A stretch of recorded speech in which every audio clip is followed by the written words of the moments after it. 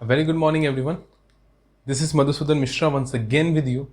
और बेटा, आज हम डिस्कस करने वाले हैं mock test papers CA inter वाले बच्चों के लिए, नवंबर अटेम्प्ट के लिए, नवंबर 2020 अटेम्प्ट के लिए। कल इंस्टीट्यूट ने मॉक टेस्ट पेपर्स रिलीज़ कर दिए हैं।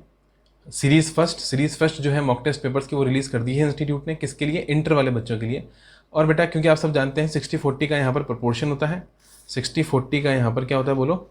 60 + 40 का प्रपोर्शन होता है, जिसके अंदर बेटा 40 मार्क्स मेरे हैं यानी जीएसटी के हैं, और जीएसटी के 40 मार्क्स मैं यहाँ पर डिस्कस कर कर आपके साथ चलूंगा। यानी जीएसटी वाला जो पोर्शन है बेटा मॉक टेस्ट का, वो मैं यहाँ पर आपको सॉल्व करा कर चलूंगा। अपन प्रैक्टिस करेंगे, रिवीजन करेंगे और देखेंगे कि आंसर किस तरह से लिखना है हमें एग्जाम के अंदर कि हम ज़्यादा से ज़्यादा मार्क्स गेन कर सकें।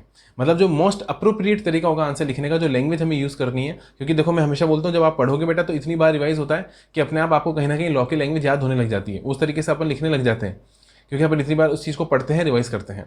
इसलिए बोलते हैं रिवीजन इज मस्ट। जितना ज़्यादा रिवीजन होगा उतना ही ज़्यादा आपके लिए बेनिफिशियल होगा।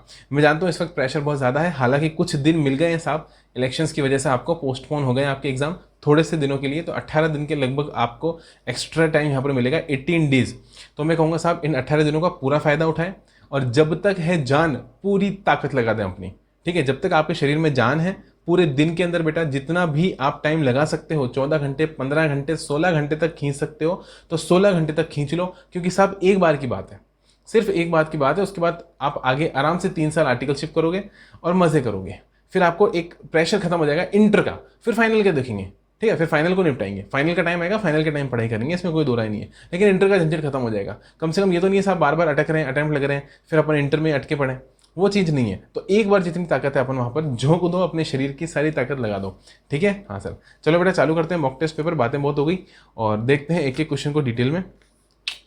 आपके सामने पहला क्वेश्चन आ रहा है बेटा, एमसीक्यूज यहाँ पर चल रहे हैं। ईच एमसीक्यू देखो, मैं आपको पहले ये भी पढ़ा देता हूँ साहब, यहाँ से शुरू हो रहा है बेटा। देखो तो ये देखो, सबसे पहले आपके पेपर में आपको बोलेगा कि साहब वर्किंग नोट जो बनाए वो आंसर का पार्ट होना चाहिए। अब बेटा इसमें कोई नई बात नहीं है, तो हमको भी पता है कि आंसर के नीचे ही वर्किंग नोट बनता है। वर्किंग नोट को अपन अलग से तो दिखा के नहीं आएंगे ना, आंसर जो होगा उसके नीचे ही आपको क्या दिखाना है बोलो? वर्किंग नोट वहाँ पर दिखाना है। ठीक है, however in answers to question in division A, मतलब बेटा एमसीक्यू वालों के लिए वर्किंग नोट नहीं बनाना। अगला बोल रहा है बेटा wherever necessary suitable assumption. बेटा ये इंस्टीट्यूट की एक प्रॉब्लम शुरू से रही है कि इंस्टीट्यूट अजम्पशन बेस्ड क्वेश्चन बनाता है। हालांकि मेरी कोशिश रहती है कि मेरे को जहाँ पर भी अजम्पशन बेस्ड क्वेश्चन दिखे बेटा उसको अजम्पशंस को मैं हटाऊं और इंस्टीट्यूट को मेल कर दूं। हालांकि मैंने बहुत सारे क्वेश्चंस के लिए इंस्टीट्यूट को मेल करा है जहाँ पर अजम्पशंस है, और मैं चाहता हूँ अजम्पशन बेस्ड क्वेश्चन बनना ही नहीं चाहिए। क्वेश्चन अपने आप में बिल्कुल परफेक्ट बनना चाहिए, अजम्पशन लेने की जरूरत नहीं होनी चाहिए। हालांकि फिर भी कहीं कहीं पॉसिबिलिटीज नहीं हो पाती है तो अजम्पशन लेनी पड़ती है। हालांकि मिनिमम चांसेस होते हैं जहां पर अजम्पशन लेनी पड़ती है। उसके बाद आ रहा है बेटा थर्ड पॉइंट। थर्ड पॉइंट बोल रहा है all questions should be answered on the basis of the position of the law as amended up to. बेटा ये कह रहा है 30 अप्रैल तक जो भी अमेंडमेंट आ गए उस हिसाब से आपको आंसर देना है, मतलब लेटेस्ट आंसर देना है, पुराना आंसर नहीं देना है। और फिर बोल रहा है बेटा जो रेट हमने बताया है वो रेट अजम्पशन बेस्ड रेट है, हाइपोथेटिकल, मतलब कि मन घड़ंत सोचे हुए रेट है। ऐसा जरूरी नहीं है कि जो रेट हमने बताया वो एक्चुअल में उस गुड्स या सर्विसेज पर लगता भी हो। बस यही बात यहाँ पर बोली है। उसके बाद ये देखो बेटा, यहाँ से डिवीजन ए चालू होता है आपका। सर इस तरीके का एग्जाम में आएगा कि बिल्कुल बेटा मॉक टेस्ट पेपर का मतलब ही ये होता है कि आप एग्जाम के पेपर को ही कहीं ना कहीं तैयार करके चल रहे हो। ठीक है, तो अपन मॉक टेस्ट पेपर सोल्व कर रहे हैं, इसका मतलब ये मान के चलने साहब ऐसा ही इसी पैटर्न के ऊपर हमारे पास में एग्जाम में हमें क्वेश्चन पेपर मिलेगा। बोलो हाँ के ना? हाँ, ओके सर। चलो ये आ गया बेटा अपने पास में एमसीक्यू। एक एक एमसीक्यू आराम से देखेंगे और सॉल्व करेंगे, कोई दिक्कत की बात नहीं है। ठीक है, क्या बोल रहे हैं देखो एमसीक्यू नंबर 1 में, Messrs Shenky Consultants a partnership firm. Question number 1 कर रहा हूँ बेटा, है ना? हाँ सर, चालू हो जाओ फटाफट, आ जाओ मेरे साथ साथ। अ partnership firm registered in Delhi, जो कि दिल्ली में रजिस्टर्ड है, renders following services during the year. बेटा सर्विसेज रेंडर करिए, क्या करा है बोलो? सर्विसेज दी हैं, गुड्स दिए कि सर्विसेज दी है? सर्विसेज दी हैं। ओके, रजिस्टर्ड है क्या? हाँ सर रजिस्टर्ड है, और एक पार्टनरशिप फर्म है। बेटा स्टेटस देखना बहुत जरूरी है, बॉडी कॉर्पोरेट है कि पार्टनरशिप फर्म है। सर इसका इंपैक्ट सबसे ज्यादा जीएसटी के अंदर कहां पर आता है कि सर पर्सन की डेफिनेशन होती है बेटा। पर्सन की डेफिनेशन के अंदर अपन क्या पढ़ते हैं? पर्सन की डेफिनेशन के अंदर अपन पढ़ते हैं बेटा कि पर्सन बहुत तरीके के होते हैं। ठीक है, इंडिविजुअल अपन ने देखा था वहां पर, बॉडी कॉर्पोरेट देखा था अपन ने, एलएलपी देखा था, सोसाइटी देखा था, बीओआई देखा था, एओपी देखा था, अपने पास पार्टनरशिप फर्म देखा था, है ना? वहां पर अपन ने बहुत सारे देखे थे अलग अलग तरीके के पर्सन्स के अंदर सबसे ज्यादा इंपॉर्टेंट होता है बेटा जब अपन आरसीएम देखते हैं रिवर्स चार्ज मैकेनिज्म वाला नोटिफिकेशन, यानी 13/2017। बेटा जब अपन नोटिफिकेशन नंबर किसकी बात कर रहा हूं मैं, 13/2017 CTR सेंट्रल टैक्स रेट, इस नोटिफिकेशन की बात कर रहा हूं जो किसकी बात करता है मालिक, रिवर्स चार्ज मैकेनिज्म की। ठीक है, अब अगर रिवर्स चार्ज मैकेनिज्म की ये बात करता है बेटा, तो आप खुद सोच के देखो कि यहां पर लिखा रहता है काफी बार कि अगर supplier other than body corporate है, रेसिपिएंट बॉडी कॉर्पोरेट है, ऐसा करके आपको मिलेगा कहीं कहीं लिखा हुआ है। Recipient other than body corporate, recipient individual person है, रेसिपिएंट रजिस्टर्ड पर्सन है, इस तरीके की चीजें आपको देखने को मिलती है। तो वहां पर कहीं ना कहीं एक बार अपन को ध्यान रखना पड़ता है, अच्छा पार्टनरशिप फर्म थी कि बॉडी कॉर्पोरेट थी, तो वहां पर सबसे ज्यादा इस चीज का इंप्लीकेशन आता है कि सामने वाला पार्टनरशिप है या सामने वाला बॉडी कॉर्पोरेट है। ठीक है, हाँ सर। तो अभी फिलहाल अपने क्वेश्चन में क्या है, पार्टनरशिप फर्म है और इसने सर्विसेज दिए ड्यूरिंग द ईयर। बेटा सिक्योरिटी सर्विसेज दिए, एक तो इसने कौन सी सर्विस दी है, सिक्योरिटी सर्विस दी है, कितने की बेटा, 2 करोड़ दिख रहा है मेरे को, 3 4 5 6 7 70 आ रहा है, हाँ सर 2 करोड़ है। और किसको दिए, ये सबसे इंपॉर्टेंट है बेटा, registered business entity, registered business entity यानी सामने वाला भी रजिस्टर्ड है, जिसको सिक्योरिटी सर्विस दी है सामने वाला भी रजिस्टर्ड है। और बेटा मैं तो यही बोलूंगा कि सिक्योरिटी सर्विस दिखते ही आपको कुछ याद आ जाना चाहिए, बोलो, सिक्योरिटी सर्विस दिखते ही आपको कुछ याद आ जाना चाहिए। क्या याद आ जाना चाहिए, RCM, जिसकी अभी मैंने बात करी थी। सिक्योरिटी सर्विसेज याद करो बेटा, एक तो TDS TCS वाले डिपार्टमेंट को छोड़ दो और एक कंपोजिशन वाले को छोड़ दो। क्या बोला मैंने, जो TDS के लिए जिन्होंने रजिस्ट्रेशन लिया है उनको छोड़ दो, जो गवर्नमेंट डिपार्टमेंट से, और बेटा सेक्शन 10 को छोड़ दो। इनके अलावा सब पर सिक्योरिटी सर्विस देते हैं तो RCM लगता है, RCM एप्लीकेबल होता है, other than government departments who are registered for the purpose of TDS, collection of TDS और डिडक्शन ऑफ TDS और सेक्शन नंबर 10 यानी कंपोजिशन। सर इसके अलावा लगता है, हाँ लगता है, जहां पर बेटा any person other than body corporate अगर किसी भी रजिस्टर्ड इंसान को सर्विस दे रहा है। क्या बोला मैंने, any person other than body corporate अगर किसी भी रजिस्टर्ड इंसान को in the taxable territory, registered person in the taxable territory को क्या दे रहा है, बोलो, सिक्योरिटी से रिलेटेड सर्विसेज दे रहा है, मतलब सिक्योरिटी पर्सनल अवेलेबल करवा रहा है। वहां पर क्या लगकर चलता है, RCM लगता है, रिवर्स चार्ज, मतलब सामने वाला इंसान रेसिपिएंट जो है वो टैक्स देकर चलेगा रिवर्स चार्ज के अंदर। ओके, हाँ सर याद आ गया हमको। ठीक है, अब आ रहा है अगला, मैन पावर सर्विसेज, अकाउंटेंसी, एक नॉर्मल सर्विस है साहब, कंपनीज को अकाउंटेंट्स अवेलेबल करवाए, कितने के, 5 लाख के। और बेटा ऑडिटिंग से रिलेटेड सर्विस दी यहाँ पर 1 करोड़ की, कितने की बेटा, 1 करोड़ की ऑडिटिंग से रिलेटेड यहाँ पर सर्विस दी, काफी अच्छी फीस कमा ली साहब, ऑडिट के नाम पर 1 करोड़ कमा लिया, बहुत होता है। अदर इन्फॉर्मेशन आ रही है बेटा, अदर इन्फॉर्मेशन में क्या आ रहा है, Shenky Consultants also paid sponsorship fees, इन्होंने बेटा स्पॉन्सरशिप फीस पे करी है। मतलब बेटा ये तो आउटवर्ड सप्लाई थी और अब मेरे हिसाब से इन्होंने इनवर्ड सप्लाई बतानी चालू कर दी, क्योंकि स्पॉन्सरशिप फीस पे कर रहे हैं। बेटा जो पैसा देता है ना, जो पैसा देता है ना बेटा, वो रेसिपिएंट होता है। कंसिडरेशन कौन पे करता है बेटा, सप्लायर पे थोड़ा करता है। इसने पे करा है, स्पॉन्सरशिप फीस दी है, इसका मतलब बेटा इसका एडवर्टाइजमेंट होगा उस इवेंट के अंदर। उस इवेंट के अंदर बेटा इसके होर्डिंग्स लगाए जाएंगे, इसके पैम्पलेट्स लगाए जाएंगे, इलेक्ट्रॉनिक मीडियम से इसका जो है वो क्या किया जाएगा, एडवर्टाइजमेंट किया जाएगा। ये बिल्कुल उसी तरीके से बेटा जब आप IPL देखते हो ना, हाँ सर IPL चल रहे हैं अभी, और हम IPL बिल्कुल भी नहीं देख रहे हैं क्योंकि हमारा एग्जाम है। वेरी गुड, जो भी बच्चा IPL देखेगा बेटा उसको पाप लगेगा, पाप। हाँ IPL नहीं देखना है, अभी सिर्फ पढ़ाई करनी है। ठीक है, तो मैंने क्या बोला सर, लेकिन आपने IPL पहले तो देखा होगा ना कभी, क्रिकेट मैचेस वगैरह। तो क्रिकेट मैच में आप देखते हो Vivo, Oppo, MRF, है ना, इनके क्या आते हैं बेटा, कोको कोला, इनके एडवर्टाइजमेंट्स आते हैं। वो एडवर्टाइजमेंट्स ऐसे होते हैं कि वो एक इवेंट है, IPL इज एन इवेंट, और इस इवेंट को ऑर्गेनाइज करने के लिए ये कंपनीज क्या देती है बेटा, स्पॉन्सरशिप देती है, मतलब पैसा लगाती है। तो जो पैसा लगाता है, जो पैसा देता है, वो रेसिपिएंट होता है, क्योंकि मैं पैसा दे रहा हूं, मैं रेसिपिएंट हूं, बदले में मेरे को क्या मिल रही है, एडवर्टाइजमेंट की सर्विस, स्पॉन्सरशिप की सर्विस। तो यहां पर बेटा जो शेकी कंसल्टेंट है, इसने 70,000 रुपए दिए और बदले में स्पॉन्सरशिप सर्विस ली। ठीक है बेटा, कहां पर ली, at seminar organised by a private NGO। अब बेटा कोई प्राइवेट NGO इसने कोई सेमिनार करा है, उस सेमिनार के अंदर इन्होंने अपना प्रमोशन वगैरह किया होगा, अपने होर्डिंग्स वगैरह लगाए होंगे, अपने बारे में लोगों को बताया होगा। कहां पर, अ पार्टनरशिप फर्म। देखो बेटा सामने वाली भी एक पार्टनरशिप फर्म है, जो प्राइवेट NGO है ना, NGO, वो NGO भी क्या है, एक पार्टनरशिप फर्म है। मतलब ये भी पार्टनरशिप फर्म है और सामने वाली NGO भी पार्टनरशिप फर्म है, और वो भी कहां पर रजिस्टर्ड है बेटा, दिल्ली में रजिस्टर्ड है। ठीक है, okay sir. Shenky Consultant pays rent का पेमेंट करा बेटा 6 लाख का for a building owned by MCD। अब बेटा MCD वर्ड्स का इस्तेमाल नहीं करना चाहिए था। मैं कहता हूं इंस्टीट्यूट को इस तरीके के शब्दों का इस्तेमाल नहीं करना चाहिए, क्योंकि बेटा इससे, अब देखो मेरे को तो मालूम है कि ये क्या चीज है बेटा, ये है municipal corporation of Delhi, municipal corporation, आप लोग लिख लो बेटा अपने पास, म्युनिसिपल कॉर्पोरेशन ऑफ दिल्ली। लेकिन जरूरी नहीं बेटा हर किसी इंसान को इसकी फुल फॉर्म पता हो, है ना, क्योंकि जो स्टूडेंट बेटा राजस्थान से बिलोंग करता है या जो स्टूडेंट बेटा वेस्ट बंगाल से बिलोंग करता है, उसको कैसे पता लगेगा साहब MCD क्या होता है।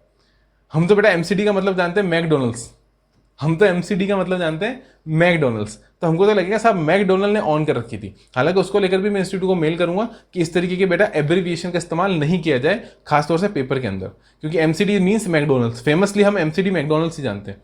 तो म्युनिसिपल कॉर्पोरेशन ऑफ दिल्ली है बेटा, इसका मतलब अपन क्या बोलेंगे, एक गवर्नमेंट डिपार्टमेंट है। और आप सभी को पता है बेटा, अगर सामने वाला रजिस्टर्ड है, अगर सामने वाला रजिस्टर्ड तो इमूवेबल प्रॉपर्टी के केस में आरसीएम लगता है। अगर सामने वाला रजिस्टर्ड नहीं है तो फॉरवर्ड चार्ज लगता है, गवर्नमेंट खुद देकर चलती है।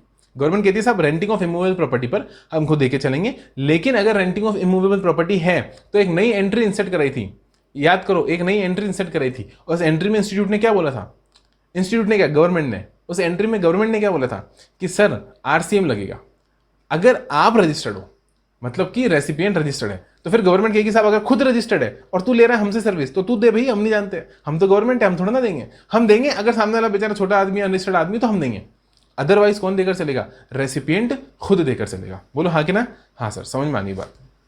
मतलब बेटा सिंपल से आरसीएम की बात यहाँ पर हो रही है, कोई सच टफ बात यहाँ पर नहीं हो रही है। Assume all services are taxable at the rate of 18% and all transactions to be an intra state supply. बेटा रेट मेरे को दे दिया सारे का 18%, और क्या दे दिया कि सारी की सारी क्या है, इंट्रा स्टेट सप्लाईज है। ठीक है, कौन सी सप्लाईज है, इंट्रा स्टेट सप्लाईज। कोई दिक्कत यहाँ तक नहीं, से यहाँ तक कोई दिक्कत नहीं है, बिल्कुल ईजी है बेटा। यहाँ तक अपन ने देख लिया सिस्टम है बेटा। यहाँ पर मेरे को क्या दे रखी है, देखो इस क्वेश्चन के अंदर फटाफट से, ये मेरे को दे रखी है बेटा आउटवर्ड सप्लाईज, ओके, और ये दो दे रखी है बेटा मेरे को इनवर्ट सप्लाई, मतलब ये मैंने ली है और ये मैंने बेटा दी है। बोलो कोई दिक्कत नहीं सर, कोई दिक्कत नहीं है। अब देखो आ जाओ बेटा, based on the above information, ऊपर की इन्फॉर्मेशन को देखते हुए आंसर द फॉलोइंग क्वेश्चंस। नीचे बताए गए क्वेश्चंस को अपन को सॉल्व करना है। What is the aggregate turnover of Shenky Consultant. बेटा एग्रीगेट टर्नओवर कहाँ दे रखा है, मैं हमेशा, अब तक तो याद ही हो गया होगा। अगर आपने मेरे सारे लेक्चर देखे बेटा तो अब तक आपको सेक्शन 2 याद हो गया होगा, काफी डेफिनेशन याद करा दी मैंने, इतने सारे लेक्चर डाल दिए, अमेंडमेंट डाल दिया, एमसीक्यू डाल दिया, आरटीपी डाल दी, सीएमए की भी एमसीक्यू डाल दी है, उसके बाद अभी मॉक टेस्ट पेपर भी डाल रहा हूं, और बोलो सीए फाइनल सीए इंटर दोनों की आरटीपी डाल दी। और अब वर्क बुक रिवीजन कराने वाला हूं मैं आपको, कल या परसों से मैं आपको वर्क बुक रिवीजन कराने वाला हूं।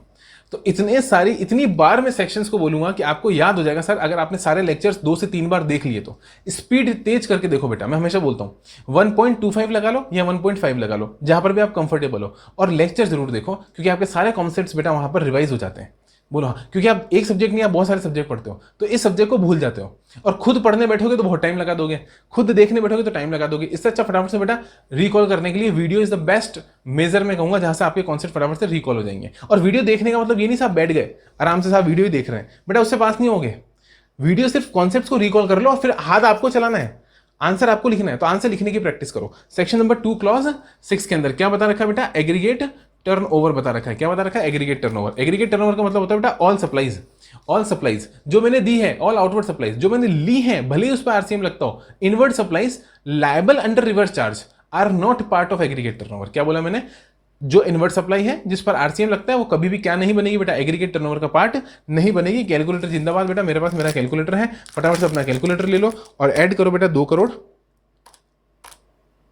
प्लस 5 लाख और प्लस बेटा 1 करोड़, 3 करोड़ 5 लाख आ रहा है क्या ऑप्शन में बेटा, A option is the correct option, 3 crore 5 lakh. Sir इनको क्यों नहीं लिया 70,000 और 6 लाख को, बेटा ये इनवर्ट सप्लाई है ना, समझे नहीं। स्पॉन्सरशिप की सर्विस मैंने ली है, रेंटिंग की सर्विस मैंने ली है, जो लेते हैं वो परचेज होती है, टर्नओवर नहीं होता। आ जाओ नीचे आ जाओ, अगले क्वेश्चन पाओ फटाफट। GST liability paid under reverse charge. बेटा रिवर्स चार्ज में कितनी लाइबिलिटी पे करनी है शेंकी को, बहुत ईजी है, इधर आओ दोनों बेटा, देखो ये दोनों रिवर्स चार्ज में आ रही है क्या, हाँ। स्पॉन्सरशिप भी रिवर्स चार्ज में आएगी, बताओ क्यों, क्योंकि जिस एंटिटी को दी है बेटा वो पार्टनरशिप फर्म है। कभी भी पार्टनरशिप फर्म या बॉडी कॉर्पोरेट को अगर स्पॉन्सरशिप की सर्विस दी जाती है एनी पर्सन के द्वारा, किसके द्वारा, किसी भी इंसान के द्वारा, अगर पार्टनरशिप फर्म को या बॉडी कॉर्पोरेट को क्या दिया जा रहा है, बोलो किसकी सर्विस, स्पॉन्सरशिप की सर्विस। सर कहां लिखा है बताओ, इधर आओ, मैं आपको बेयर लॉ से नोटिफिकेशन दिखाता हूं फटाफट से, आओ मेरे साथ।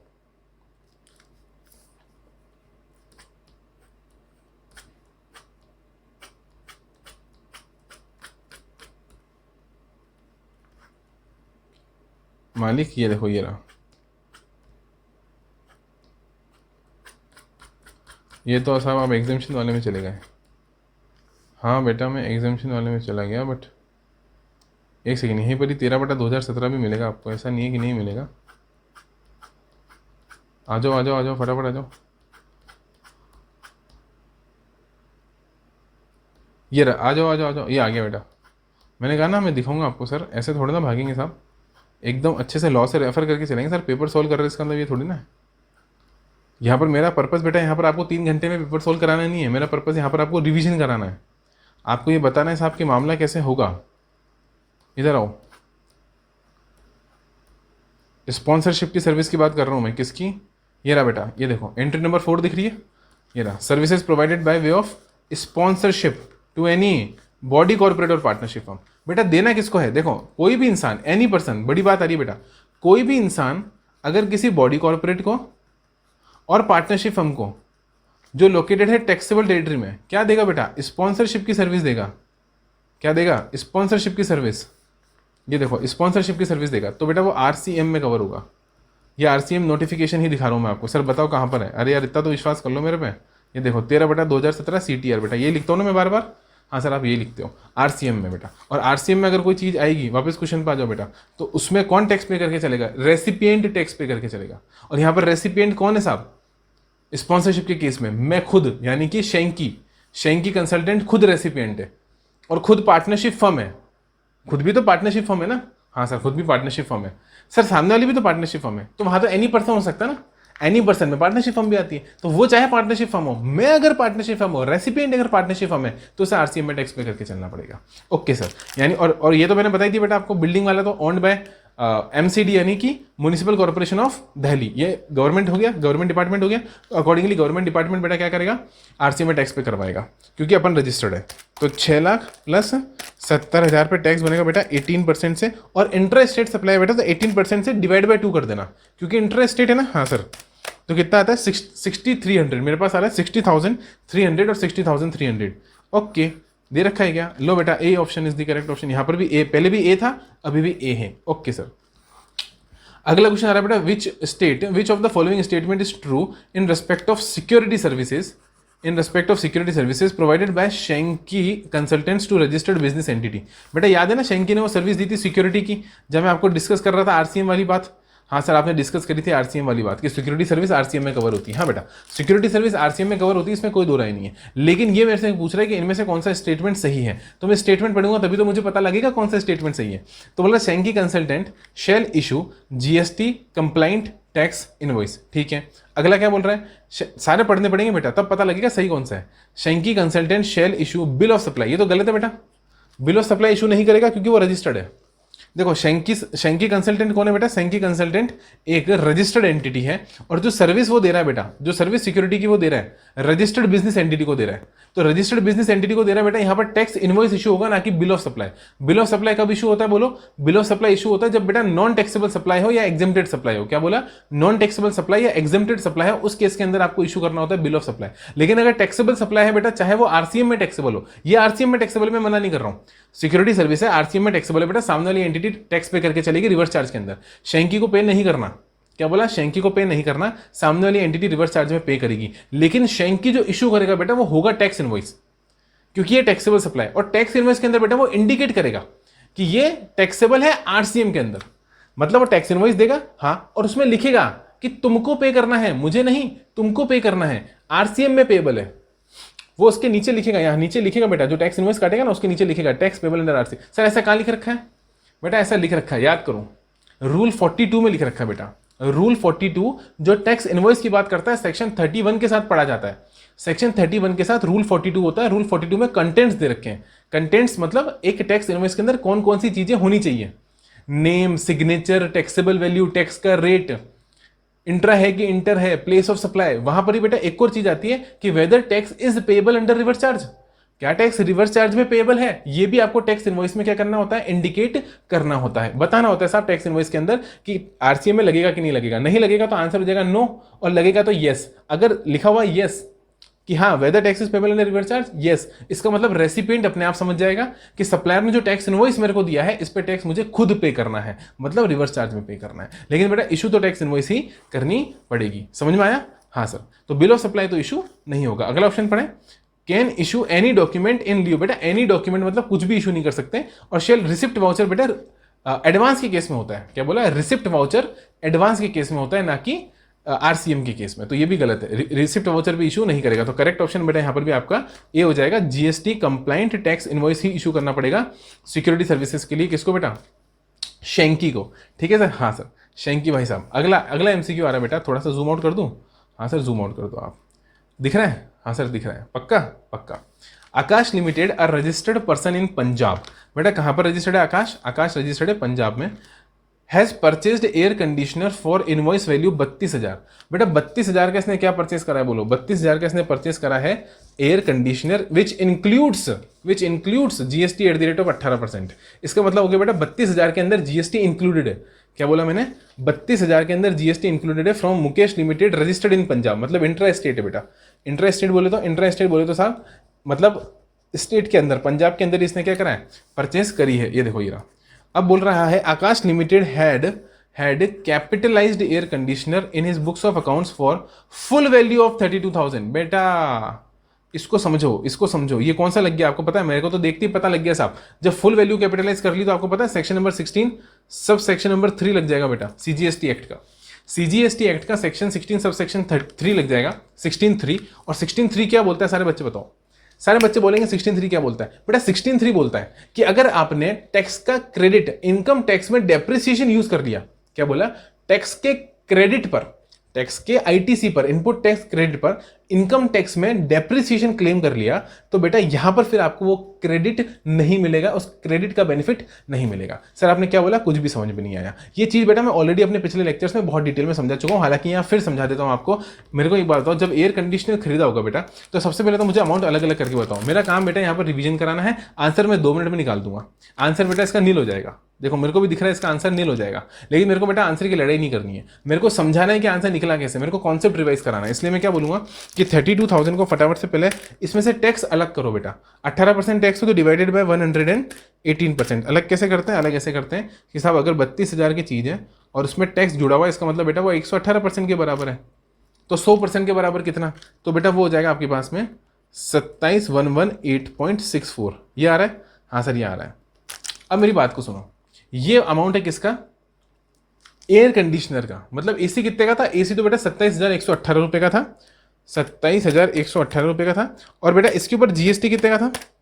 इसके ऊपर जीएसटी था मालिक 4,881.24, इतने का जीएसटी था। ओके सर, अब ये इसमें जोड़ूंगा वापस से तो क्या आ जाएगा? वापस वही फिगर आ जाएगा बेटा आपके पास जो आ रहा था, दैट इज नियर अबाउट 32,000। ठीक है, वो 31.9999 है बेटा, वो राउंड ऑफ एरर है। अदरवाइज आपके पास अमाउंट कितना आ जाएगा? 32,000। कोई दिक्कत है क्या? नहीं सर कोई दिक्कत नहीं है बेटा। मेरा यहाँ पर फोकस इस पर है, इस पर। ये क्रेडिट है, ये क्या है? क्रेडिट। बेटा अकाउंट्स आती है? हाँ सर अकाउंट्स तो आती है, बचपन बीत गया सर अकाउंट्स करते करते। तो बेटा एंट्री नंबर 1 मुझे बताओ, एयर कंडीशनर परचेज होने की एंट्री क्या डलती है? सर एयर कंडीशनर परचेज कर रहे हैं मतलब कि सर एसी आ रहा है, एसेट आ रही है, तो एसेट को डेबिट करते हैं सर। तो बेटा AC account debit to bank. ये एंट्री बेटा जो डालते थे ना, आपको याद है ये एंट्री गलत होती थी। जहां पर टैक्स का रेट दे रखा होता था, आपको याद है ये एंट्री गलत हो जाती थी। क्यों? क्योंकि जब हम टैक्स पे करके आते थे बेटा, अब तो 11th क्लास के अंदर भी ये चीज डालने लग गए हैं और डाल दी गई है जीएसटी आने के बाद, कि जब भी टैक्स होता है बेटा तो टैक्स के केस में क्या होता है, जो क्रेडिट आपको मिलेगा वो भी तो एसेट है जिसका फ्यूचर में यूज करोगे, फ्यूचर इकोनॉमिक बेनिफिट। हाँ सर, तो फ्यूचर इकोनॉमिक बेनिफिट अगर आपको मिलेगा बेटा, और क्योंकि आपके द्वारा कंट्रोल्ड है, आईटीसी तो आपका ही है, तो उस केस के अंदर क्या है बेटा, आईटीसी भी एसेट बनता है, मतलब क्रेडिट, इनपुट टैक्स क्रेडिट भी एसेट बनता है। तो आप इसलिए पूरी वैल्यू को एसेट में नहीं ले जा सकते हैं। आपको आईटीसी का बेनिफिट मिलेगा तो आईटीसी आपको अलग करना पड़ेगा। इसलिए बेटा एंट्री के अंदर अपन क्या करेंगे, टू बैंक नहीं करते। ऐसे छोटे बच्चे थे तब करते थे, लेकिन बाद में जब बड़े हो गए तो हमको सिखाया कि सर टैक्स का अमाउंट अलग करो, इनपुट टैक्स क्रेडिट को भी डेबिट करो और फिर टू बैंक करो। तो बेटा यहां पर एसी में कितना आएगा अमाउंट? सारे बच्चे बताओ एसी में कितना अमाउंट आएगा? इसको इधर कर दो सर, छोटा कर दो, ये मैंने यहाँ पर छोटा कर दिया बेटा। ठीक है, हाँ एसी में आएगा सर 27,118.64। टैक्स में कितना आएगा 4,881.24 और बैंक में कितना आएगा 32,000। कोई दिक्कत नहीं सर, कोई दिक्कत नहीं है बेटा। ऐसा जब आप करते हो इसका मतलब आपने क्रेडिट अलग से अवेल करा है। मतलब ये कि अब जब आप डेप्रिसिएशन लगाओगे मालिक, तो सारे बच्चे बताओ बेटा डेप्रिसिएशन किस पे लगाओगे, 32 पे लगाओगे कि 27,118 पे लगाओगे? इनकम टैक्स के अंदर डेप्रिसिएशन लगेगा बेटा इस पर, इस अमाउंट पर, क्योंकि एसी के अंदर कितना गया है, एसी के अंदर सिर्फ 27,118 गया है, 27,118 रुपीज ही गया है एसी के नाम पर। तो अगर 10% का डेप्रिसिएशन का रेट है मालिक, तो डेप्रिसिएशन का अमाउंट 2711.8 आएगा। बोलो हाँ के ना? हाँ सर, ये डेप्रिसिएशन का अमाउंट आएगा मालिक 0.80। मतलब डेप्रिसिएशन किस पे लगा? इस पे लगा। ऐसे केस में गवर्नमेंट कहती है ठीक है साहब, आपने आईटीसी पे डेप्रिसिएशन लिया क्या? नहीं, तो आईटीसी आप वहां अवेल कर लो। कहां पर? जीएसटी के अंदर। जीएसटी के अंदर आप आईटीसी अवेल कर लो। लेकिन इस क्वेश्चन क्या बोल रहा है बेटा? क्वेश्चन बोल रहा है कि इसने ये एंट्री नहीं करी, इसने ये एंट्री नहीं करी, इसने क्या करा बेटा क्वेश्चन के अंदर? इसने क्वेश्चन के अंदर यहां पर भी 32,000 डाल दिया, यानी पूरा का पूरा क्रेडिट किसके अंदर डाल दिया? एसी के अंदर डाल दिया। तो अब मुझे बताओ डेप्रिसिएशन लगा होगा मालिक, तो डेप्रिसिएशन कितने अमाउंट पे लगा होगा बताओ? एट द रेट ऑफ 10%, 32,000 पे लगा होगा, तो डेप्रिसिएशन 3200 रुपये निकल कर आया होगा। तो डेप्रिसिएशन बढ़ा कि नहीं बढ़ा? हाँ सर, डेप्रिसिएशन बढ़ गया। पहले डेप्रिसिएशन 2711 आ रहा था, अब 3200 आ रहा है। यानी बेटा डेप्रिसिएशन का ज्यादा बेनिफिट ले लिया ना आपने इनकम टैक्स के अंदर। तो इनकम टैक्स के अंदर डेप्रिसिएशन का बेनिफिट लेकर आपने अपना टैक्स कम कर लिया। आप सबको पढ़ा है बेटा, बिजनेस एंड प्रोफेशन आप सबने पढ़ रखा है। डेप्रिसिएशन का अपन को बेनिफिट मिलता है, as per income tax act के हिसाब से जो डेप्रिसिएशन निकलता है उसका अपन को बेनिफिट मिलता है। और उसका बेनिफिट 3200 ले लूंगा, मतलब ज्यादा ले लूंगा, तो बेटा दोनों हाथ में लड्डू नहीं मिलते कि इधर जीएसटी में क्रेडिट भी ले लिया और इनकम टैक्स में डेप्रिसिएशन का बेनिफिट भी ले लिया। दोनों हाथों में लड्डू नहीं मिलेंगे, एक जगह ही मिलेगा। तो इसलिए सेक्शन नंबर 16 सब सेक्शन नंबर 3 के अंदर, ये देखो ये रहा सेक्शन नंबर 16, ये आईटीसी चैप्टर में आता है बेटा, इनपुट टैक्स क्रेडिट वाले चैप्टर में आएगा। और वहां पर यही बात बोलेंगे, क्या बोलेंगे कि अगर आप इनकम टैक्स में बेनिफिट ले रहे हो तो यहां नहीं मिलेगा, और यहां बेनिफिट लोगे तो वहां नहीं मिलेगा। सिंपल सी बात है। तो इसका आंसर ये बोलेगा बेटा, taking the benefit of depreciation on the same, keeping in view of the above situation that input tax credit is required to take in his books of account will be nil. ITC वो अपने books में कुछ भी नहीं ले सकता क्योंकि उसने डेप्रिसिएशन का बेनिफिट ले लिया, इसलिए आंसर हो जाएगा निल। बोलो कोई दिक्कत? नहीं सर कोई दिक्कत नहीं, समझ में आया बेटा? हाँ, अगला क्वेश्चन है बेटा क्वेश्चन नंबर 3। क्वेश्चन नंबर 3 क्या बोल रहा है? Which document is required in case of, ये मिटा दूं? हाँ सर ये मिटा दो आप। बेटा नोट कर लिया क्या? ये नोटिंग कर लिया आपने? नहीं करिए तो फटाफट से पॉज कर लो और ये फटाफट से नोटिंग कर लो, ठीक है? मैं इसको फटाफट से यहाँ से रिमूव कर देता हूँ। ये लो, मैंने ये रिमूव कर दिया। अब इस क्वेश्चन पर बेटा थर्ड वाले पे, which document is required in case of movement of goods. बेटा मूवमेंट ऑफ गुड्स के लिए वैसे तो पढ़ते हैं, आपको याद आ जाना चाहिए कि मूवमेंट ऑफ गुड्स के लिए, लेकिन हालांकि मेरे को पूरा क्वेश्चन पढ़ना जरूरी है, ठीक है? बट हल्का हल्का याद आ जाना चाहिए कि मूवमेंट ऑफ गुड्स में कौन सा डॉक्यूमेंट रिक्वायर्ड होता है।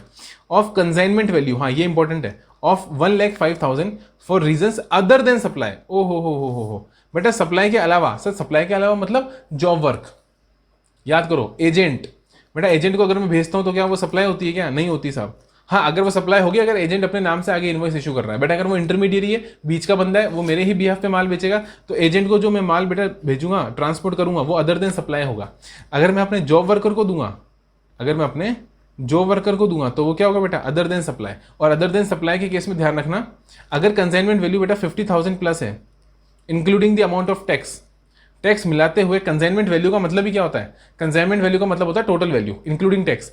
टोटल वैल्यू अगर आपका 50,000 से ऊपर है, चाहे बेटा इंट्रा हो चाहे इंटर हो, दिमाग में ये मत डालना कि इंट्रा में लगता है इंट्रा में नहीं लगता है। बेटा हर केस के अंदर, चाहे इंट्रा मतलब विद इन द स्टेट हो चाहे बिटवीन स्टेट्स हो, इंटर हो, दोनों ही केसेस के अंदर अगर आपका कंसाइनमेंट वैल्यू 50,000 से ऊपर है तो ई वे बिल, क्या बोलते हैं बेटा? इलेक्ट्रॉनिक वे बिल आपको वहां पर जनरेट करना ही पड़ेगा।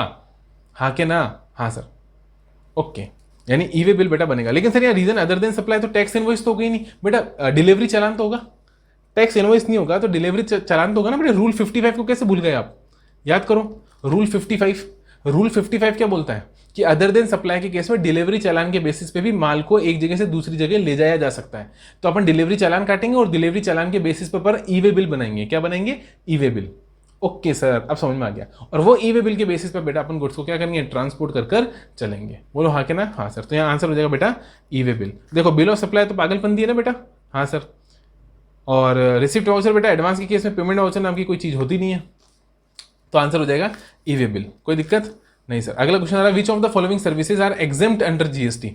इनमें से कौन सी सर्विस बेटा जीएसटी में एग्जेम्प्ट होती है? बताओ। Testing of agricultural produce, supply of farm labour, warehousing of agricultural produce. बेटा तीनों ही एग्जेम्प्ट होती है। 12 बेटा 2017 सेंट्रल टैक्स रेट, याद करो। एग्जामिशन नोटिफिकेशन जिसके अंदर एंट्री दे रखी थी बेटा एग्रीकल्चर से रिलेटेड, याद है ना? एंट्री नंबर याद करना इंटर वाले बच्चों के लिए जरूरी नहीं है, चाहो तो कर सकते हो चाहो तो मत करो, ठीक है? इंपॉर्टेंट एंट्री नंबर याद हो जाए वही बहुत है। जैसे हेल्थ केयर की सर्विस 66 में दे रखी है, वो इंटरेस्ट जो एग्जाम्प्ट होता है वो 27 में दे रखा है। है ना। होटल मोटल 14 में दे रखा है, तो ऐसे धीरे धीरे याद हो जाएगा बेटा आपको अपने आप ही, ठीक है ना। कुछ कुछ एंट्रीज याद हो तो ठीक है, अदरवाइज सारी एंट्री याद करने की जरूरत नहीं है। और कौन सी सर्विस एग्जाम होती है, एग्रीकल्चर से रिलेटेड बेटा, टेस्टिंग हो चाहे सप्लाई ऑफ फार्म लेबर हो चाहे वेयर हाउसिंग हो। बेटा ये आपका एमसीक्यू मैंने ऑलरेडी करा रखा है।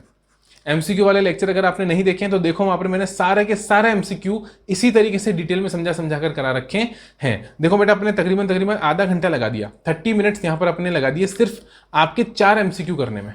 क्योंकि मेरा पर्पस, मैंने बोला था मेरा पर्पस क्या है बेटा, आंसर निकालना नहीं है, आंसर बेटा इंस्टीट्यूट देता है। क्योंकि डिस्टेंस लर्निंग कोर्स है तो कोई पढ़ाने वाला नहीं है, इंस्टीट्यूट को भी पता है, इसलिए इंस्टीट्यूट आंसर हमेशा आपको देगा। इसलिए बेटा आपने देखा होगा कभी भी आपके पास अनसॉल्व्ड क्वेश्चन नहीं होते हैं, हमेशा सॉल्व्ड क्वेश्चन होते हैं। यहां तक कि सजेस्टेड आंसर में भी इंस्टीट्यूट आंसर डाल के देता है। क्यों? क्योंकि डिस्टेंस लर्निंग है, उसको पता है पढ़ाने वाला नहीं है, बच्चे को आंसर देना पड़ेगा। अगर आंसर ही आपको पढ़ना होता है बेटा, तो आंसर तो आप आंसर बुकलेट से भी पढ़ सकते हो, आंसर वाली पीडीएफ फाइल से भी पढ़ सकते हो। लेकिन मेरा पर्पस है यहाँ पर आपको क्वेश्चन सॉल्व करवाना, समझाना, कॉन्सेप्ट रिवाइज करवाना, ठीक है। इसलिए टाइम तो लगेगा। आ जाओ अगले क्वेश्चन पे आ जाओ बेटा। अब आ रहा है बेटा अपने पास में डिस्क्रिप्टिव क्वेश्चन, यानी यहाँ पर अपन को क्या करना है, पूरा सॉल्व करना है, वर्किंग नोट बनाने, सारा काम करके चलना है। पहला क्वेश्चन आ रहा है बेटा आपके पास में, mister Harihar a supplier of goods. Harihar कौन है बेटा? गुड्स का सप्लायर है। Page GST under regular scheme, ये रेगुलर स्कीम में जीएसटी पे करके चलता है, कोई नई बात नहीं है। He has made the following outward taxable supplies in a tax period.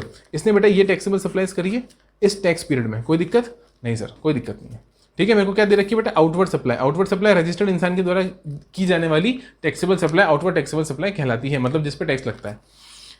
Intra state supply of goods और inter state supply of goods, यानी माल बेचा, हाँ सर माल बेचा। ये इंट्रा स्टेट यानी विद इन स्टेट, तो क्या लगेगा बेटा, सीजीएसटी और एसजीएसटी, सारे बच्चे बताओ। हाँ, और ये इंटर बेचा तो क्या लगेगा बेटा, आईजीएसटी, ठीक है। 10 लाख का और 8 लाख का।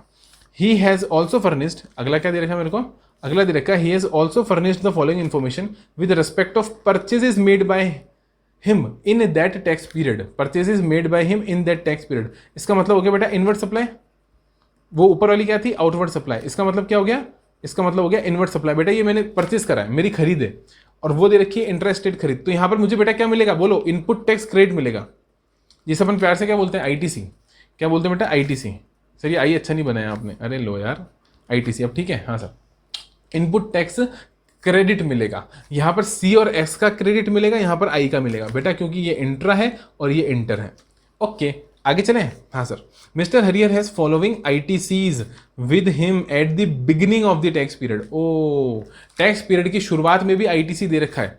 ओके सर, टैक्स पीरियड का मतलब क्या होता है बेटा, कोई सा भी महीना टैक्स पीरियड होता है। आपके लिए टैक्स पीरियड बेटा डिपेंड करेगा क्वार्टर है कि महीना है। कोई भी टैक्स पीरियड मतलब बेटा वो पीरियड जिस पीरियड के लिए आप टैक्स का पेमेंट कर रहे हो। और आप सभी को पता है बेटा, अगर आप जीएसटीआर 3B अभी मंथली फाइल करते हो, हाँ सर, यानी टैक्स पेमेंट आप कैसे कर रहे हो, मंथली, हर महीने का जीएसटीआर 3B आप नेक्स्ट में फाइल करते हो। रिटर्न चैप्टर याद करो बेटा, रिटर्न्स के अंदर अपन ने क्या देखा था, अगले महीने की 20 तारीख तक आपको जीएसटीआर 3B फाइल करना होता है, हाँ क्या ना, हाँ सर। अब वो जो जीएसटीआर 3B है ना बेटा, वो जिस महीने के लिए भी फाइल कर रहे हो वो महीना कहलाता है टैक्स पीरियड। और ये टैक्स पीरियड की शुरुआत में, बिगिनिंग मतलब, अगर मैं फॉर एग्जांपल अप्रैल की बात कर रहा हूं, देखो बिगिनिंग का मतलब क्या होता है कि अगर मैं जैसे अप्रैल की बात कर रहा हूं तो अप्रैल की बिगिनिंग मतलब 1 अप्रैल।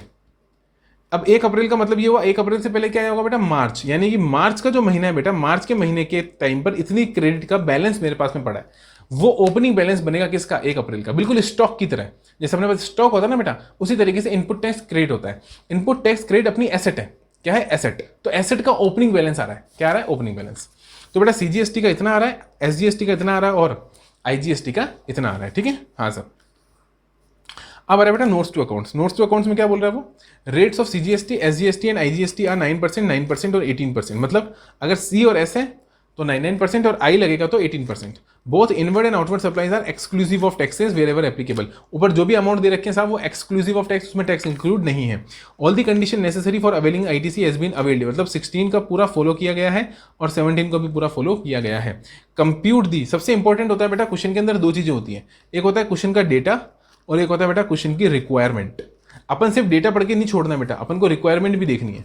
क्वेश्चन ने क्या दिया वो होता है डेटा, अब क्वेश्चन क्या मांग रहा है, क्वेश्चन क्या निकालने को बोल रहा है, क्या कंप्यूट करने के लिए बोल रहा है, वो होती है रिक्वायरमेंट। तो ये वाला जो पार्ट है ना बेटा, आखिरी पार्ट, ये वाला पार्ट देखो, ये वाला पार्ट ये रिक्वायरमेंट पार्ट है, ये लास्ट पार्ट है, ये रिक्वायरमेंट पार्ट है। मतलब इस पार्ट के अंदर रिक्वायरमेंट दे रखी है कि साहब करना क्या है, दे तो दिया, करना क्या है।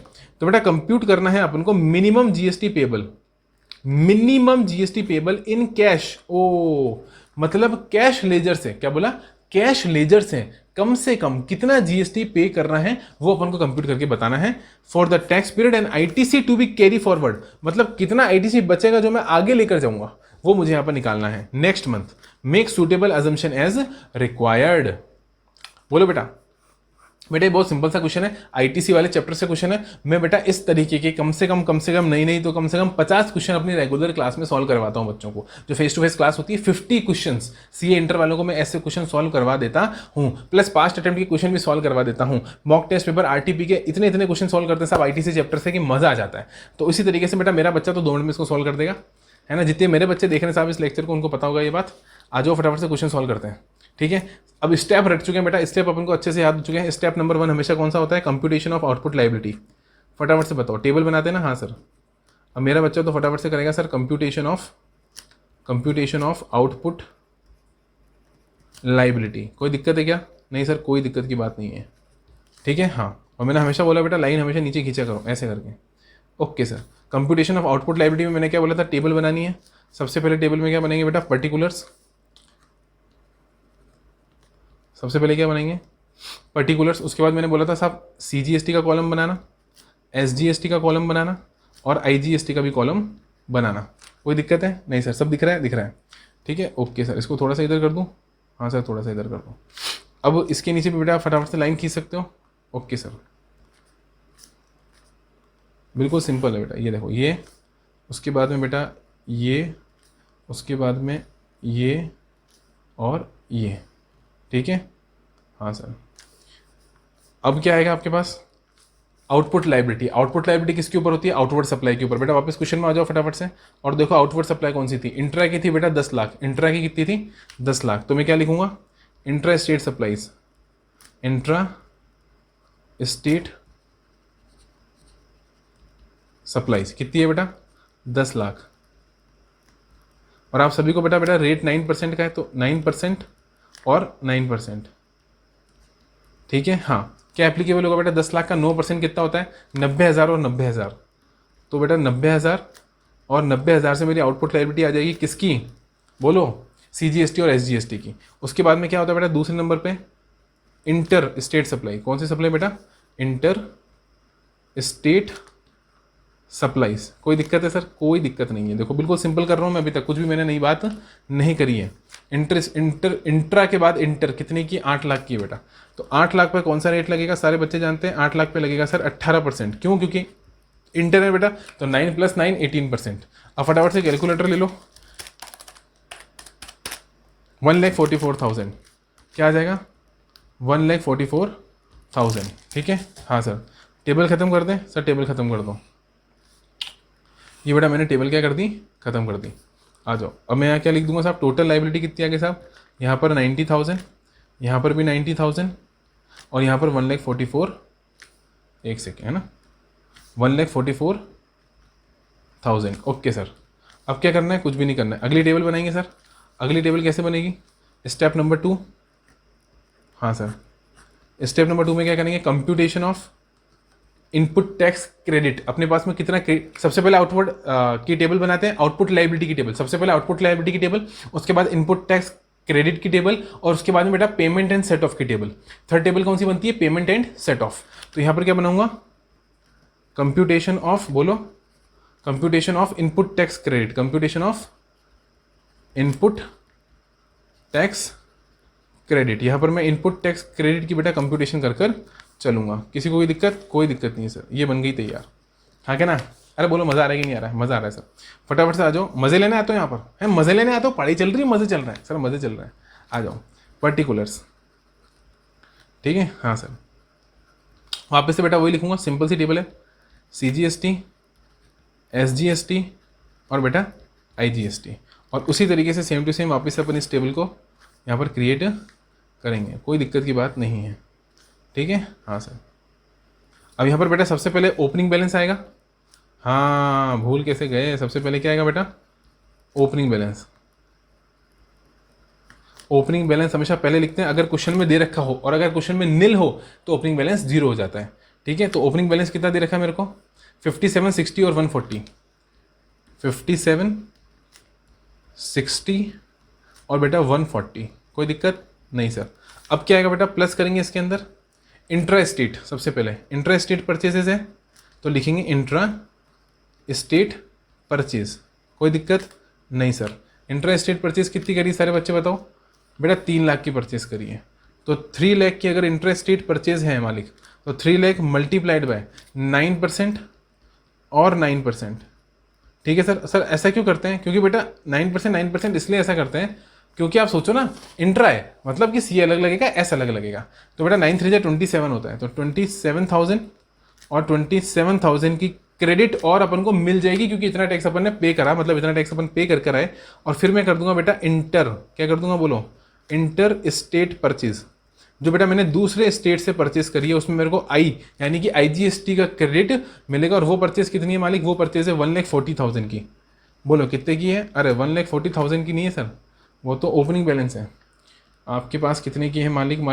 2,50,000। बोलो हाँ के ना? हाँ सर, 2,50,000। यहाँ पर बेटा मेरे को 18% से क्रेडिट मिलेगा। जैसे आउटपुट लायबिलिटी निकाली थी ना, वैसे यहाँ पर क्रेडिट मिलेगा। तो बेटा 2.5 लाख का 18% कितना होता है? 45,000। तो यहाँ पर मुझे 45,000 का क्या मिलेगा बोलो? क्रेडिट मिलेगा। ओके। अब मेरे को सारे बच्चे एक बात बताएंगे कि सर ये आप क्या कर रहे हो? ये तो मुझे भी नहीं पता मैं क्या कर रहा हूँ। एक सेकेंड बेटा, ऐसा हो सकता है हमारे पास ऑप्शन है ना। ये देखो, मैं इसको बड़ी कर दूँ? हाँ सर। ऐसे इसको भी बड़ी कर दूँ? हाँ सर, थोड़ा सा बड़ा कर दूँ। और वैसे ही बेटा मैं इसको भी बड़ी कर दूँगा। ये लो, बड़ी हो जा, ये हो गई। ठीक है। इसको थोड़ा सा और कर दो, ये लो बेटा। ठीक है। हाँ, अब सुनो मेरी बात को, इसको बंद कर दें, टेबल को, टेबल बंद कर दो सर। ये लो, ये टेबल बंद कर दी। टोटल ITC आ गया बेटा, टोटल ITC कितना है मेरे पास में, वो मेरा यहाँ पर कंप्यूट हो जाएगा। तो बोलो 57 + 27। 57 ओपनिंग था, 27 ड्यूरिंग द टैक्स पीरियड मेरे को और मिल गया। कितना हो गया बेटा? 84,000। यहाँ पर पहले ओपनिंग कितना था? 60। मेरे को और कितना मिल गया? 27। तो कितना मिल गया बेटा? 87। उसके बाद में बेटा यहाँ पर मेरे पास ओपनिंग था 1,40,000 प्लस 45,000 मेरे को ड्यूरिंग द टैक्स पीरियड और मिल गया। तो टोटल कितना हो गया? 1,85,000। यहाँ तो कोई दिक्कत नहीं सर, यहाँ तो कोई दिक्कत नहीं है। ठीक है। लास्ट टेबल बेटा बनाएंगे किसकी? लास्ट टेबल बनाएंगे अपन स्टेप नंबर 3। स्टेप नंबर 3 पीछे दिख तो रहा था ना बेटा आपको? हाँ sir, step number 3। Step number 3 क्या बनेंगे बेटा? Payment and set of. क्या बनाएंगे? Payment and set of. तो आखिरी टेबल आपकी पेमेंट एंड सेट ऑफ की बनेगी, जिसके अंदर अपन हाथों हाथ क्या कर देंगे? सेट ऑफ कराएंगे पहले और उसके बाद पेमेंट कर देंगे बेटा। तो पेमेंट एंड सेट ऑफ की यहाँ पर टेबल बन जाएगी। ठीक है। हाँ सर। तो यहाँ पर भी सर पर्टिकुलर्स बिल्कुल वैसी की वैसी टेबल बनानी है बेटा, कुछ भी नया नहीं करना। ठीक है। पर्टिकुलर्स CGST बेटा, SGST और IGST। कोई दिक्कत नहीं सर। फिर से सेम टू सेम टेबल अपन को वापस जनरेट करनी है। यहाँ पर भी कोई दिक्कत नहीं सर। ये देखो, ये आपकी टेबल तैयार है। ओके, आ जाओ। सबसे पहले क्या लिखेंगे बेटा? Output liability. आउटपुट लायबिलिटी जो अपन ने स्टेप नंबर 1 में कंप्यूट करी थी, याद करो, जो अपन ने स्टेप नंबर 1 में कंप्यूट करी थी। Okay sir, liability LITY। ठीक है। हाँ सर। अब बेटा आउटपुट लायबिलिटी कितनी आ रही है चेक करें। हाँ सर, आउटपुट लायबिलिटी आ रही थी 90, 144। 90, 144। तो बेटा 90 और 144। कोई दिक्कत है क्या? नहीं। अब सारे बच्चे रुक जाओ, यहाँ पर सारे बच्चे रुकेंगे साहब। अब मैं समझाऊंगा, वो आप समझोगे और फिर अपन आगे चलेंगे। सबसे पहले मेरे को बताओ, सेट ऑफ करने का मैकेनिज्म क्या होता है? सेट ऑफ करने का मैकेनिज्म बेटा, पेमेंट ऑफ टैक्स। याद करो, सेक्शन नंबर 49 सब सेक्शन नंबर 5। इधर आओ, क्या बोला मैंने? सेक्शन नंबर 49 सब सेक्शन नंबर 5 बेटा, जिसको आप रीड करते हो रूल नंबर 88A के साथ। क्या बोला मैंने? रूल नंबर 88A के साथ। ठीक है। हाँ, ये बताता है बेटा आपको, क्या बताता है? पेमेंट मैकेनिज्म बताता है। क्या बताता है? Payment mechanism. मतलब ये कि सब पेमेंट करते वक्त सेट ऑफ कैसे करना है। पेमेंट करते वक्त आपको सेट ऑफ कैसे करना है। तो पेमेंट मैकेनिज्म बोलो या सेट ऑफ मैकेनिज्म बोलो। ठीक है। तो मैं बताता हूं बेटा, CIS और CIS। मेरी बात को ध्यान से सुनना। CIS यहां पर लिखो नंबर 1, यहां पर लिखो नंबर 1। सबसे पहले IGST बेटा, IGST को IGST के लिए यूज करेंगे। आईजीएसटी को आईजीएसटी के लिए यूज करेंगे बेटा, जितना यूज हो रहा है उतना, बच जा रहा है तो बेटा सबसे पहले आईजीएसटी को ही खत्म करेंगे। कहने का मतलब यह है कि आईजीएसटी का जो आईटीसी है, देखो ये है आउटपुट लायबिलिटी, ये है आउटपुट लायबिलिटी और ये है क्रेडिट, ये है क्रेडिट। मैं क्रेडिट का यूज करूंगा, मैं क्रेडिट का यूज करूंगा किसके लिए बेटा, देखो मैं क्रेडिट का यूज करूंगा, मैं क्रेडिट का यूज करूंगा मेरी आउटपुट लायबिलिटी को पे करने के लिए, मैं क्रेडिट का यूज करूंगा अपनी आउटपुट लायबिलिटी को पे करने के लिए। मेरी बात समझ में आ रही है कि नहीं आ रही है? अब क्रेडिट किसका यूज करना है सबसे पहले, तो बेटा रूल नंबर 88A अगर अपन इसके साथ में पढ़ते हैं 49.5 के साथ में, तो अपन को पता पड़ता है साहब आई का यूज करना है, सबसे पहले आई का यूज करना है। और आई का यूज तब तक करना है जब तक कि इनपुट टैक्स क्रेडिट आईजीएसटी का पूरा खत्म नहीं हो जाता, जब तक कि आईजीएसटी का क्रेडिट पूरा खत्म नहीं हो जाता, जब तक मैं किसका यूज करता रहूंगा, आई का यूज करता रहूंगा। सर खत्म नहीं हो जाता, कैसे खत्म करेंगे सर? फॉर एग्जांपल अगर आई कम हो तो, आई कम हो तो बेटा आई का इस्तेमाल सी के लिए और एस के लिए भी तो कर सकते हैं ना। तो बेटा आप इसका इस्तेमाल करो किसके लिए, बोलो, सी के लिए और एस के लिए, किसी भी प्रपोर्शन में, किसी भी प्रपोर्शन में, किसी भी ऑर्डर में। चाहो तो पहले एस के लिए कर लो, चाहो तो पहले सी के लिए कर लो। 50-50 करना है, 30-40 करना है, 60-40 करना है, 70-30 करना है, 40-60 करना है, जैसी आपकी इच्छा बेटा वैसे उस प्रपोर्शन के अंदर इसका इस्तेमाल कर सकते हैं, सी के लिए और एस के लिए। लेकिन बेटा आप बताओ मैं किस प्रपोर्शन में यूज करना चाहूंगा? मैं बेटा उस प्रपोर्शन में यूज करना चाहूंगा जिस प्रपोर्शन में मेरा कैश लेजर से कुछ भी पेमेंट ना हो, जेब से नहीं जाना चाहिए साहब।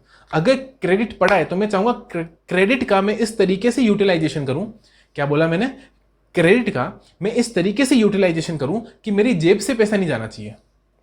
मेरे कहने का मतलब यह है कि कैश लेजर से पेमेंट नहीं होना चाहिए। अगर क्रेडिट सफिशिएंट है तो क्रेडिट से ही सर हम आपको पूरा का पूरा सेट ऑफ करा देंगे, चाहे वो सी की लायबिलिटी हो, एस की लायबिलिटी हो, आई की लायबिलिटी हो। हाँ अगर बेटा अपने पास क्रेडिट ही नहीं है, आईटीसी ही नहीं है, तो फिर कहीं ना कहीं मैं किसका यूज करके चलूंगा, कैश लेजर का यूज करूंगा। लेकिन अगर आईटीसी है तो उसकी प्लानिंग इस तरीके से करेंगे अपन कि पूरा का पूरा उसी से सेट ऑफ हो जाए। तो मैंने क्या बोला, आई का इस्तेमाल बेटा सब फर्स्ट नंबर पे आई के लिए होगा।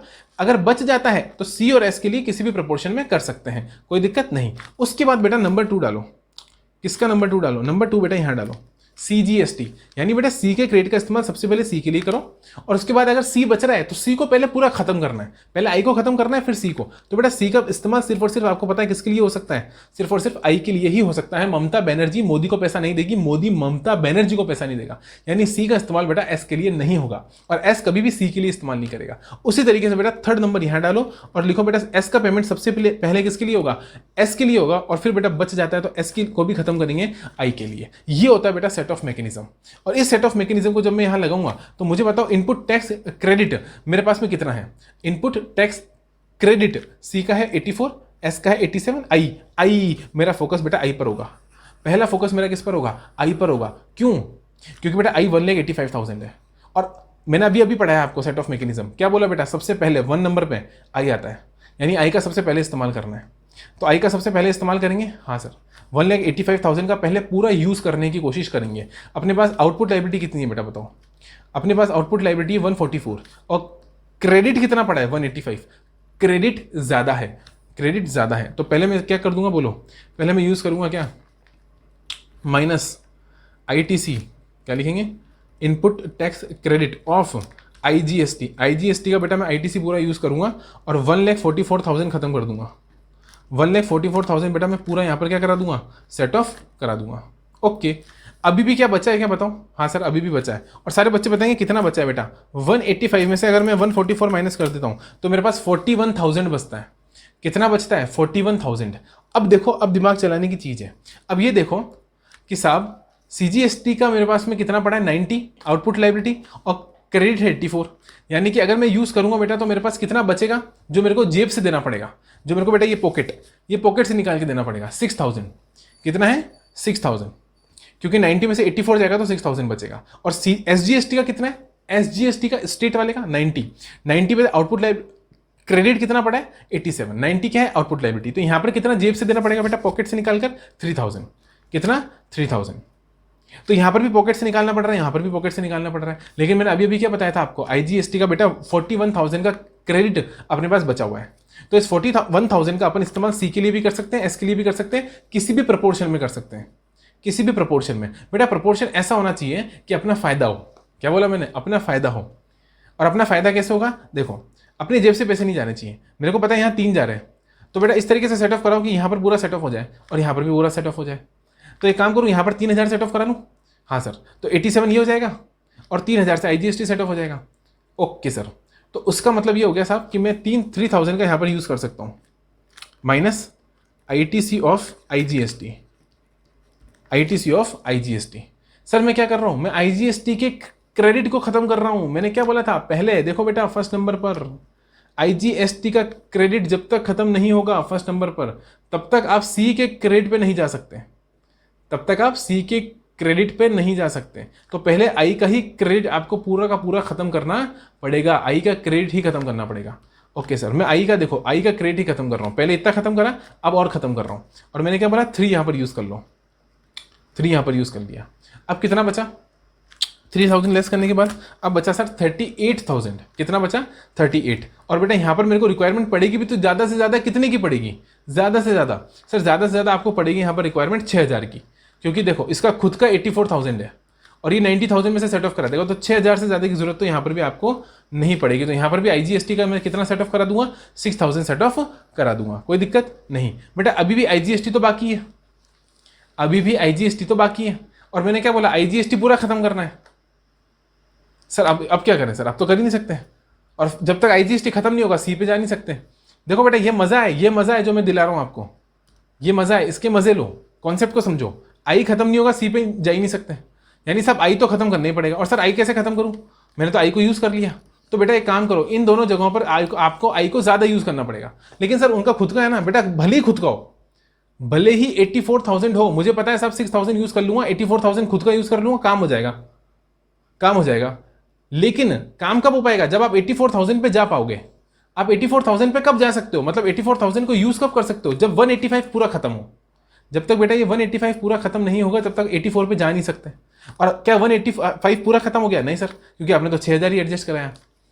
यानी एक चीज़ तो समझ में आ गई कि सर 6 से ज़्यादा एडजस्ट कराना पड़ेगा। अब वो आपकी इच्छा बेटा, आप जैसे चाहो एडजस्ट करा सकते हो। हालांकि मैं यहाँ पर क्या करूँगा, मैं यहाँ पर करूँगा 3000 बेटा मैंने ये एडजस्ट करा लिया, बचा हुआ पूरा का पूरा बेटा 38,000 मैं यहाँ पर एडजस्ट करा दूंगा, 38,000 में पूरा का पूरा यहाँ एडजस्ट करा दूंगा। ओके, अब खत्म हो गया क्या, हाँ सर, अब आपका पूरा IGST खत्म हो गया। अब मैं किसका यूज़ करूँगा बेटा, अब तो सिंपली फटाफट से मैं किसका यूज़ करूँगा, सेकंड नंबर पर। अब तो ज़्यादा दिमाग लगाने की जरूरत ही नहीं है, सेकंड नंबर पर यूज़ करेंगे सर किसका, देखो CGST का। तो बताओ CGST का कितना, 84,000। हाँ सर, लेकिन बेटा 84,000 की रिक्वायरमेंट है क्या, नहीं, क्यों, क्योंकि 90,000 में से ऑलरेडी 38,000 क्या हो चुका है, सेट ऑफ हो चुका है। तो 52,000 बच रहा है, 90,000 में से ऑलरेडी IGST का 38,000 में यूज़ कर चुका हूँ, है ना। हाँ, तो 38,000 90,000 में से बेटा लेस कर देंगे तो कितना बचेगा, 52।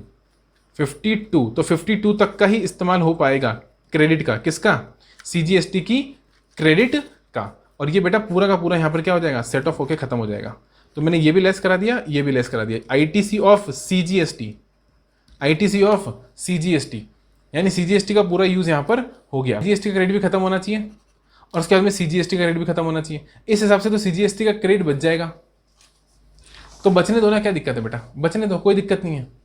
अगर बच रहा है तो बचने दो, वहाँ कोई दिक्कत नहीं है। तो अब अपन क्या करेंगे बेटा, यहाँ पर बचे हुए का अपन SGST का यूज़ करके चलेंगे। किसका यूज़ करके चलेंगे, SGST का यूज़ करके चलेंगे। तो बेटा अब देखो मेरे पास कोई ऑप्शन बचा भी नहीं है, क्योंकि अब लास्ट मेरे पास SGST ही बचा है। तो मैं किसका यूज़ करूँगा, credit minus ITC of SGST। बोलो हाँ के ना, हाँ सर। और ITC कितना बचेगा बेटा SGST का, बोलो SGST का ITC अपने पास में कितना था, 3000 सेट ऑफ करा लिया और 87,000 क्रेडिट पड़ा था बेटा, पूरा का पूरा क्रेडिट में यूज़ कर लूँगा, हाँ के ना, हाँ सर। पूरा का पूरा क्रेडिट यहाँ पर मैं, एक सेकेंड, इसके सामने नहीं सर, इसके सामने लिखना है, यहाँ लिखना है, 87,000 में पूरा यूज़ कर लूँगा। तो मेरे पास नेट कितना ही बच जाएगा, नील। यहाँ पर भी पूरा सेट ऑफ हो गया। तो बेटा कैरी फॉरवर्ड में क्या करके चल रहा हूँ, इधर देखो, carry forward of input tax credit, कितनी क्रेडिट कैरी फॉरवर्ड हो रही है। तो मैं पूछ रहा हूँ सर क्रेडिट किसकी कितनी थी, क्रेडिट किसकी कितनी थी, CGST की क्रेडिट, ये देखो IGST की क्रेडिट पूरी खत्म हो गई क्या, हाँ सर। CGST की पूरी खत्म हो गई क्या, हाँ सर। और SGST की कितनी थी बेटा, 87 3,000 पूरी खत्म हो गई। तो CGST की क्रेडिट बच गई, कितनी बच गई बोलो सर, 38,000 प्लस 52,000, एक सेकेंड बेटा, 52, तो टोटल कितना था 84,000 में से 52,000 चला गया, तो अपने पास बचता है बेटा 32,000। तो 32,000 का अपने पास में क्या बच गया बेटा, ITC बच गया, जो अपन क्या करेंगे, कैरी फॉरवर्ड करेंगे। हाँ कि ना? हाँ सर, बिल्कुल सही है, बिल्कुल सही है सर। तो बोलो बेटा, यहाँ तक कोई प्रॉब्लम था? कोई प्रॉब्लम नहीं था, सिंपल सी बात थी। 32,000 का क्रेडिट यहाँ पर बचेगा। एक बार फटाफट से इसे रिव्यू कर लें पूरे क्वेश्चन को वापस। हाँ सर, फटाफट से इसे रिव्यू कर लेते हैं बेटा। आउटपुट लायबिलिटी कितनी थी मेरी, 90, 90, 144। क्रेडिट ओपनिंग बैलेंस प्लस जो ड्यूरिंग द ईयर मिला था उसको जोड़ दूं तो कितना होता है बेटा, 84।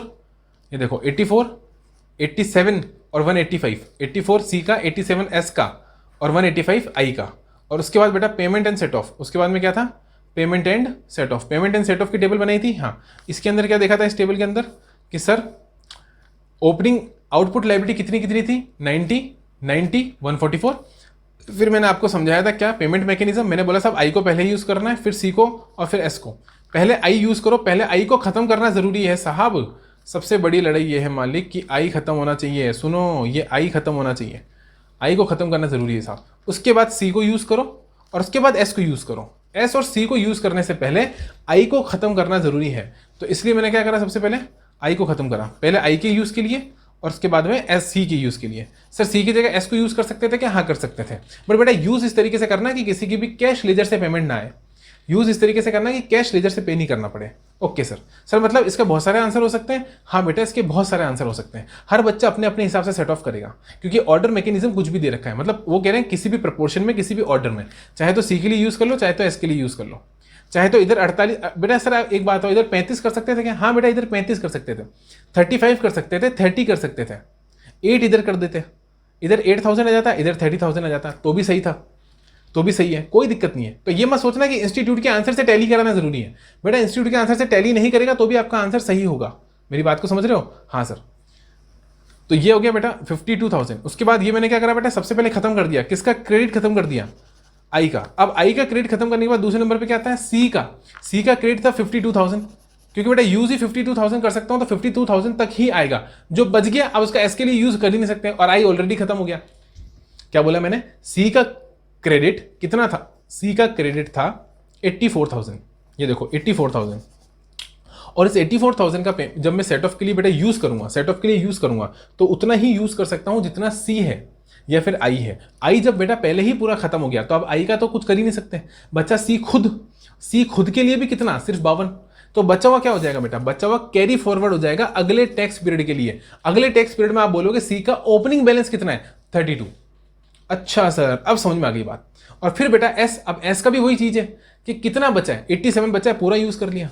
अच्छा, अगर मैं यहां पर 38 की जगह, कहां पर, अगर मैं यहां पर 38 की जगह बेटा 30 करता और यहां पर 8 करता, यहां पर 8 करता, तो यहां पर भी बेटा क्लोजिंग बैलेंस बच जाता, यहां पर भी क्लोजिंग बैलेंस बच जाता।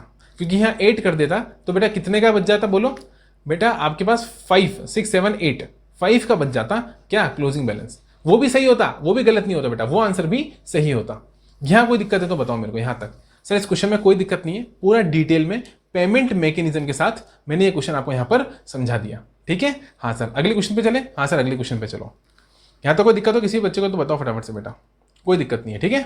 हाँ सर, ये सॉल्व कराइए, मिल जाएगा क्या, कोशिश करूंगा बेटा। अगर आपको चाहिए आप कमेंट बॉक्स में मुझे बता देना, मैं आपके साथ लिंक शेयर करूंगा, वहां से आप डाउनलोड कर सकते हो इस फाइल को, जो अपन ने अभी सॉल्व करा ना क्वेश्चन, उसको, ठीक है। ओके सर, अगला क्वेश्चन आ रहा है बेटा आपके पास में, क्वेश्चन नंबर 2 का ए। Shri Krishna Private Limited, a registered supplier, furnishes the following information relating to the goods sold by it to Shri Balram Private Limited. क्या बोला सर, कृष्णा प्राइवेट लिमिटेड है, रजिस्टर्ड है, इसने गुड्स बेचा किसको, बलराम प्राइवेट लिमिटेड को। उसकी डिटेल्स आपको यहाँ पर दे रखी है। सर ये क्वेश्चन जो अपन ने सॉल्व करा था कितने मार्क्स का था बेटा, ये 8 मार्क्स का क्वेश्चन था जो अपन ने सॉल्व किया था। हालांकि अपन ने बेटा इसको टाइम लगाया, नो डाउट, सॉल्व करने में। इतना टाइम बेटा एग्जाम में नहीं लगाना है। एग्जाम में इसको सॉल्व करने में सिर्फ और सिर्फ आपको मैक्स टू मैक्स मालिक 15 to 18 मिनट्स लगने चाहिए, 15 से 18 मिनट, इससे ज़्यादा नहीं लगने चाहिए। वैसे 15 मिनट में बेटा ये क्वेश्चन आपका सॉल्व हो जाना चाहिए। अगला सवाल आ रहा है आपके पास में बेटा 6 मार्क्स के लिए, जहां पर वो आपको बोल रहा है कि सब कुछ डिटेल दे रखी है। देखिए बेटा क्या दे रखा है, प्राइस दे रखा है बेटा गुड्स का। क्या दे रखा है, price of the goods excluding taxes and other charges, मतलब 1 लाख के अंदर टैक्स जुड़ा हुआ नहीं है, अदर चार्जेस जुड़े हुए नहीं है बेटा। दूसरे नंबर पे दे रखा है म्युनिसिपल टैक्स, तीसरे पे दे रखा है इंस्पेक्शन चार्जेस, चौथे पे दे रखी है सब्सिडी, पांचवें पे दे रखी है लेट फीस, और छठे पे दे रखी है waiting charges. Subsidy, late fees, waiting charges. अब इसके अंदर इन्होंने कुछ बातें बोली। सब्सिडी के लिए बोल रहा है subsidy is directly linked to the goods supplied. लेकिन बेटा सब्सिडी दे कौन रहा है, गवर्नमेंट दे रही है कि नॉन गवर्नमेंट? बेटा non government. Shri Ram trust होगा कोई ट्रस्ट, अपन को क्या पता। Late fees for delayed payment, अच्छा लेट फीस लगाई, लेकिन ब्रैकेट में क्या लिख रखा है कि बलराम ने बेटा लेट फीस पे भी कर दी। ठीक है sir, Balram paid the late fees, however these charges were ultimately waived by Krishna private limited and the amount refunded to the Balram private limited during the month. बेटा रिफंड हो गई, लेट फीस अगर रिफंड हो गई तो बेटा मतलब ही नहीं निकला। फिर एक बात बताओ, मैंने आपको 500 रुपये दिए और बेटा मैंने आपको 500 रुपये देकर आपसे 500 रुपये वापस ले लिए, इसका मतलब ट्रांजेक्शन खत्म हो गया, इसका मतलब ट्रांजेक्शन खत्म हो गया। लेट फीस लगी, लेकिन लेट फीस लगने के बाद उसने वापस दे दी, जो अपने कृष्णा प्राइवेट लिमिटेड थी उसने बलराम को वापस दे दी। इसका मतलब बेटा लेट फी से मतलब ही नहीं है, लेट फी को आप काट सकते हो, कट कर सकते हो, क्योंकि लेट फी है ही नहीं ना, देकर वापस ले ली। अब क्या दे रहा है बेटा, price of the goods is the net of the subsidy received. क्या कह रहा है, price of the goods is net of the subsidy received. इसका मतलब होता है बेटा net of the subsidy received, यानी 1 लाख जो दे रखा है ना प्राइस ऑफ द गुड्स, ये सीरियल नंबर 1 के अंदर, बेटा इसमें से ऑलरेडी सब्सिडी क्या हो रखी है, लेस हो रखी है। Net of the, net net net का मतलब ग्रॉस नहीं है बेटा, नेट है, मतलब 1 लाख में से सब्सिडी लेस हो रखी है, 1 लाख में से सब्सिडी लेस हो रखी है। ये सिर्फ कंफ्यूज करने के लिए दी जाता है बेटा, ऐसा पॉइंट, इसका कोई लॉजिक नहीं होता, अभी समझाऊंगा मैं आपको। Determine the value of taxable supply made by Krishna private limited to Balram private limited. सारे बच्चे सबसे पहले सेक्शन बताएंगे, बिना सेक्शन के बेटा काम नहीं होता, क्योंकि अपन क्या पढ़ रहे हैं, लॉ पढ़ रहे हैं, जीएसटी लॉ होता है, और यहाँ पर सारा काम सेक्शन से होता है। और ये है बेटा आपका सेक्शन नंबर 15 सब section number 1 and section number 15 सब section number 2। Sir sub section 3 नहीं है क्या? नहीं है, डिस्काउंट की बात तो कर ही नहीं रहा। सब सेक्शन नंबर 3 किसकी बात करता है, डिस्काउंट की। सब सेक्शन नंबर 1 किसकी बात करता है बेटा, ट्रांजेक्शन वैल्यू की। और सब सेक्शन नंबर 2 किसकी बात करता है, अदर चार्जेस की, जो वहां पर ऐड होकर चलते हैं किसके अंदर, ट्रांजेक्शन वैल्यू के अंदर। ओके सर, बड़ा इजी क्वेश्चन है बेटा, यहीं पर ही सॉल्व कर लें इसको, या अलग से कॉपी में करें, यहीं कर लेते हैं, ठीक है, ज्यादा टाइम वेस्ट नहीं होगा अपना। तो देखो 1 लाख क्या हो गया, गुड्स का वैल्यू। क्या 1 लाख में से सब्सिडी लेस हो रखी है, हो रखी है। क्या लेस होनी चाहिए, नहीं होनी चाहिए सर, क्यों? क्योंकि ये श्री राम ट्रस्ट है, मतलब कि अदर देन गवर्नमेंट सब्सिडी। बेटा एड बैक कर देंगे, एड बैक कर दो, तो 50,000 बेटा यहां पर आपका वापस जुड़ जाएगा। कोई दिक्कत है नहीं सर। उसके बाद म्युनिसिपल टैक्स है बेटा, अदर देन जीएसटी जो भी टैक्सेस हैं वो ऐड होकर चलते हैं। क्या बोला मैंने, Otis ID, Otis OTIS ID, मतलब ओ का मतलब होता है बेटा सप्लायर ऑब्लिगेशन, टी का मतलब होता है टैक्सेस अदर देन जीएसटी। तो जीएसटी को छोड़ के जो भी टैक्स है वो जोड़ दो। आई का मतलब इंस्पेक्शन चार्जेस, सब्सिडी बेटा अदर देन गवर्नमेंट वाली जुड़ेगी, इसलिए मैंने जोड़ दी, उसने लेस कर रखी थी मैंने जोड़ दी। आई का मतलब होता है बेटा इंसिडेंटल एक्सपेंसेस, और डी का मतलब डिस्काउंट, वो तो सब सेक्शन नंबर 3 हो गया। आई का मतलब होता है इंटरेस्ट, और ये आई का मतलब होता है इंसिडेंटल एक्सपेंसेस।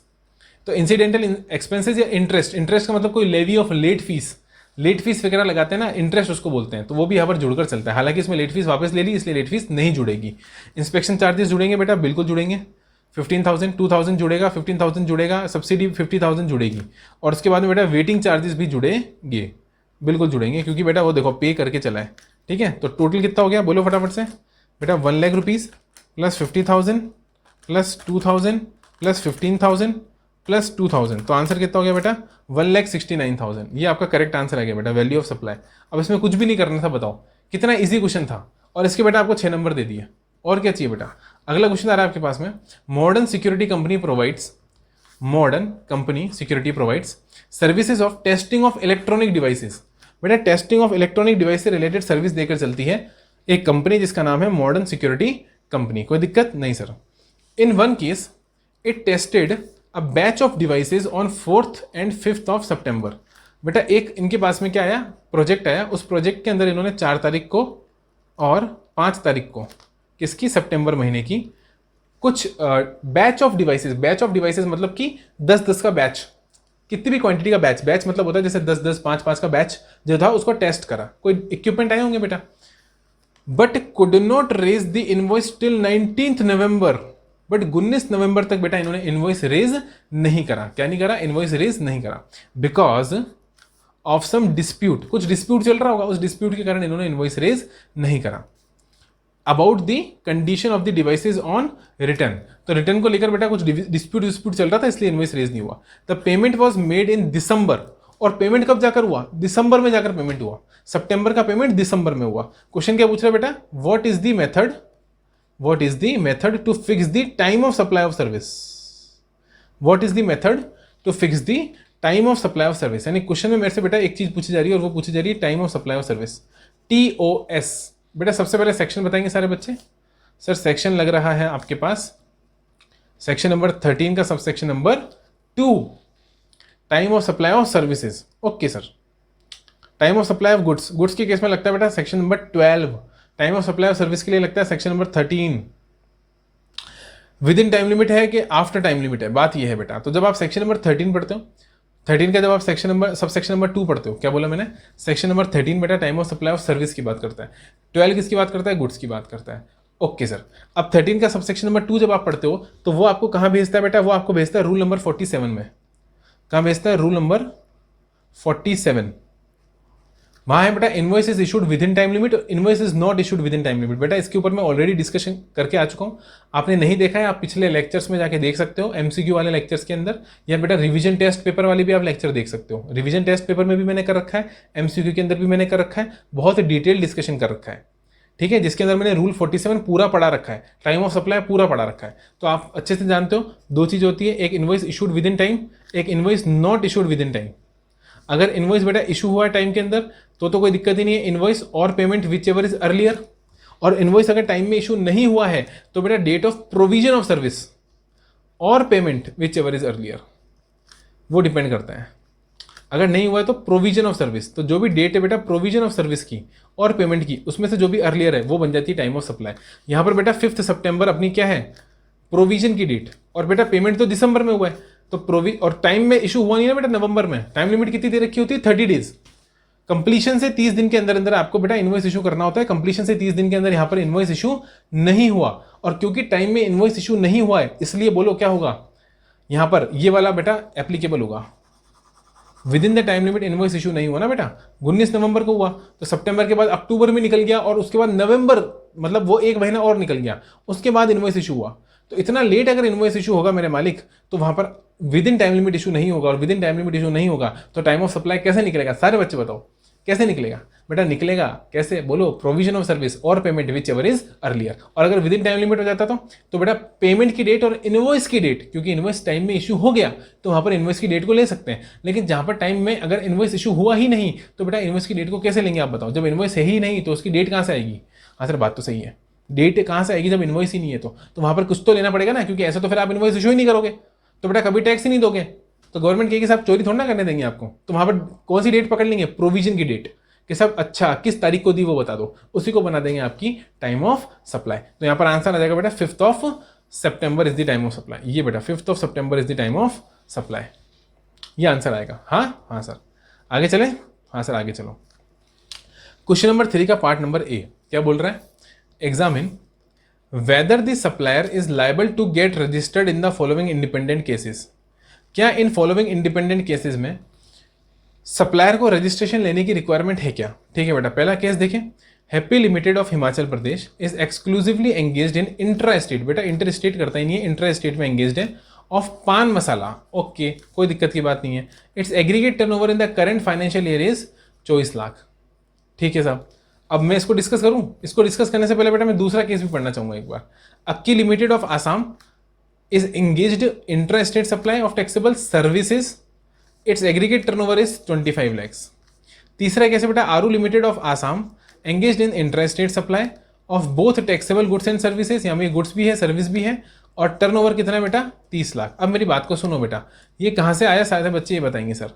ये आया बेटा 22 से, सेक्शन नंबर 22 से, और सेक्शन नंबर 22 से ये क्वेश्चन आया जो, तो ठीक है मैं यहाँ पर बेटा आपको एक चार्ट दिखाऊंगा, उससे 2 मिनट में ये क्वेश्चन आपका पूरा सॉल्व हो जाएगा।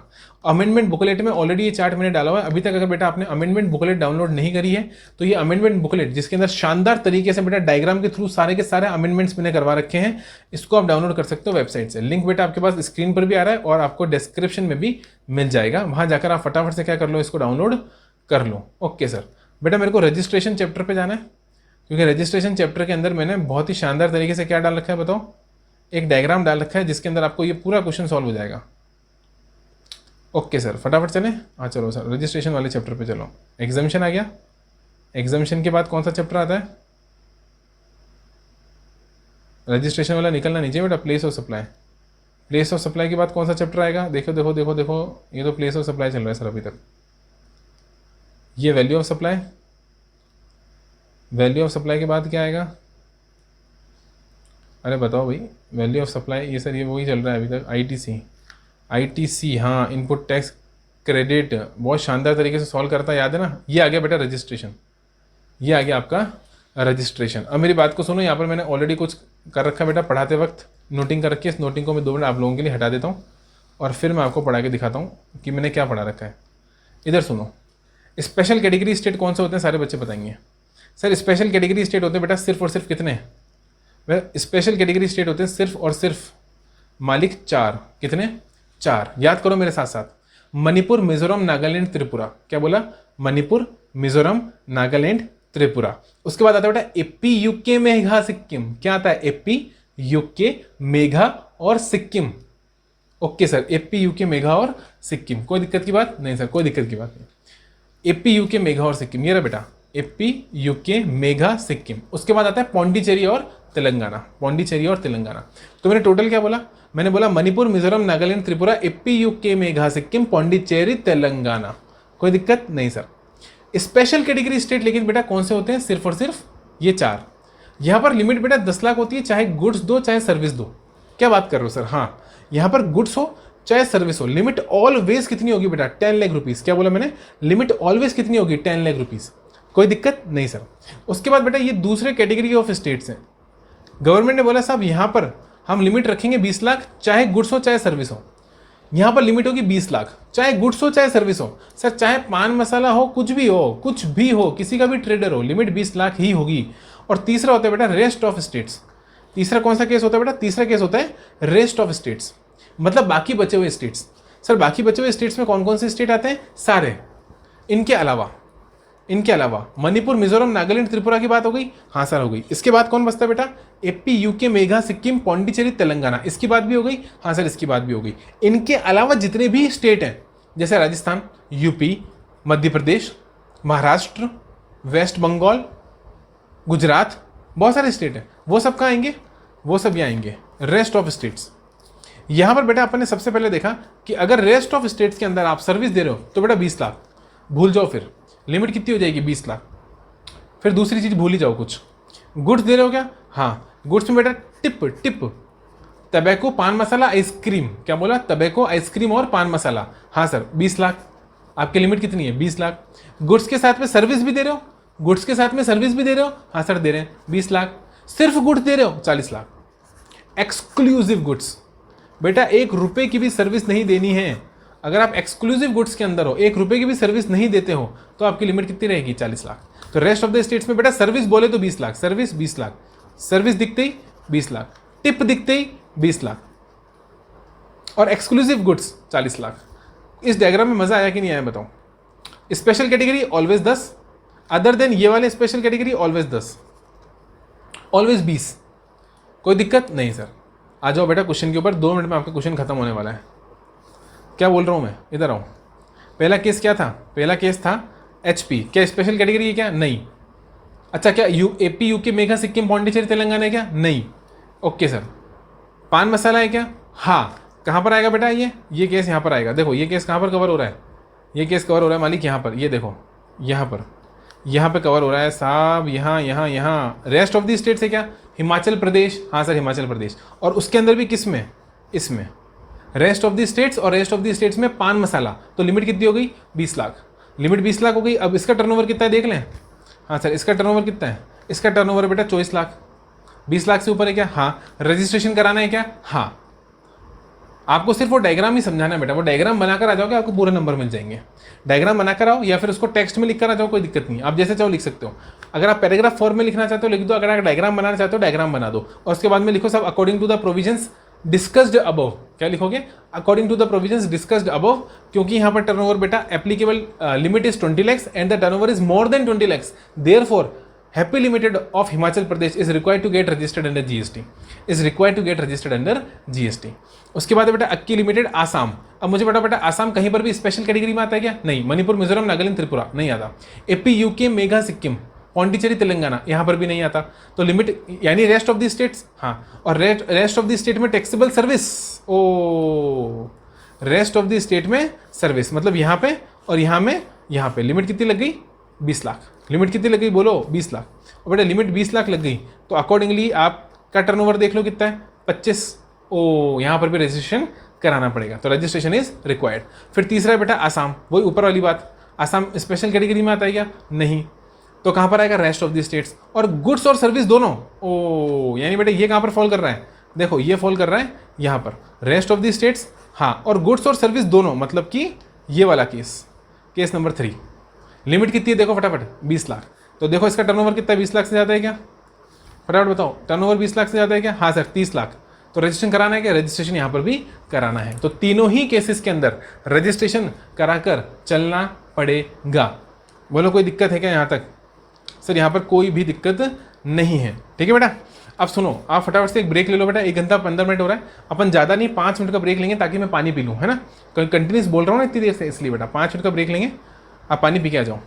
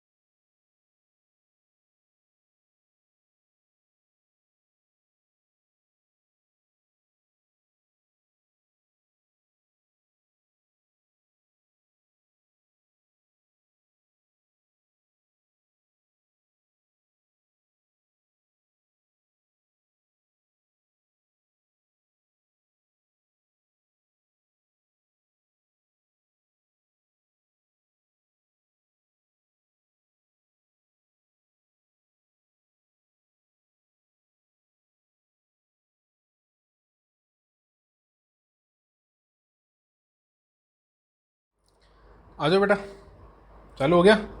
हाँ सर, ब्रेक हो गया पूरा? हाँ सर ब्रेक पूरा हो गया, आ जाओ आ जाओ आ जाओ आ जाओ, कहाँ पर हो बेटा? आ जाओ, सबके सब आ जाओ। चलो अगला क्वेश्चन आ रहा है बेटा अपने पास में, पार्ट नंबर बी।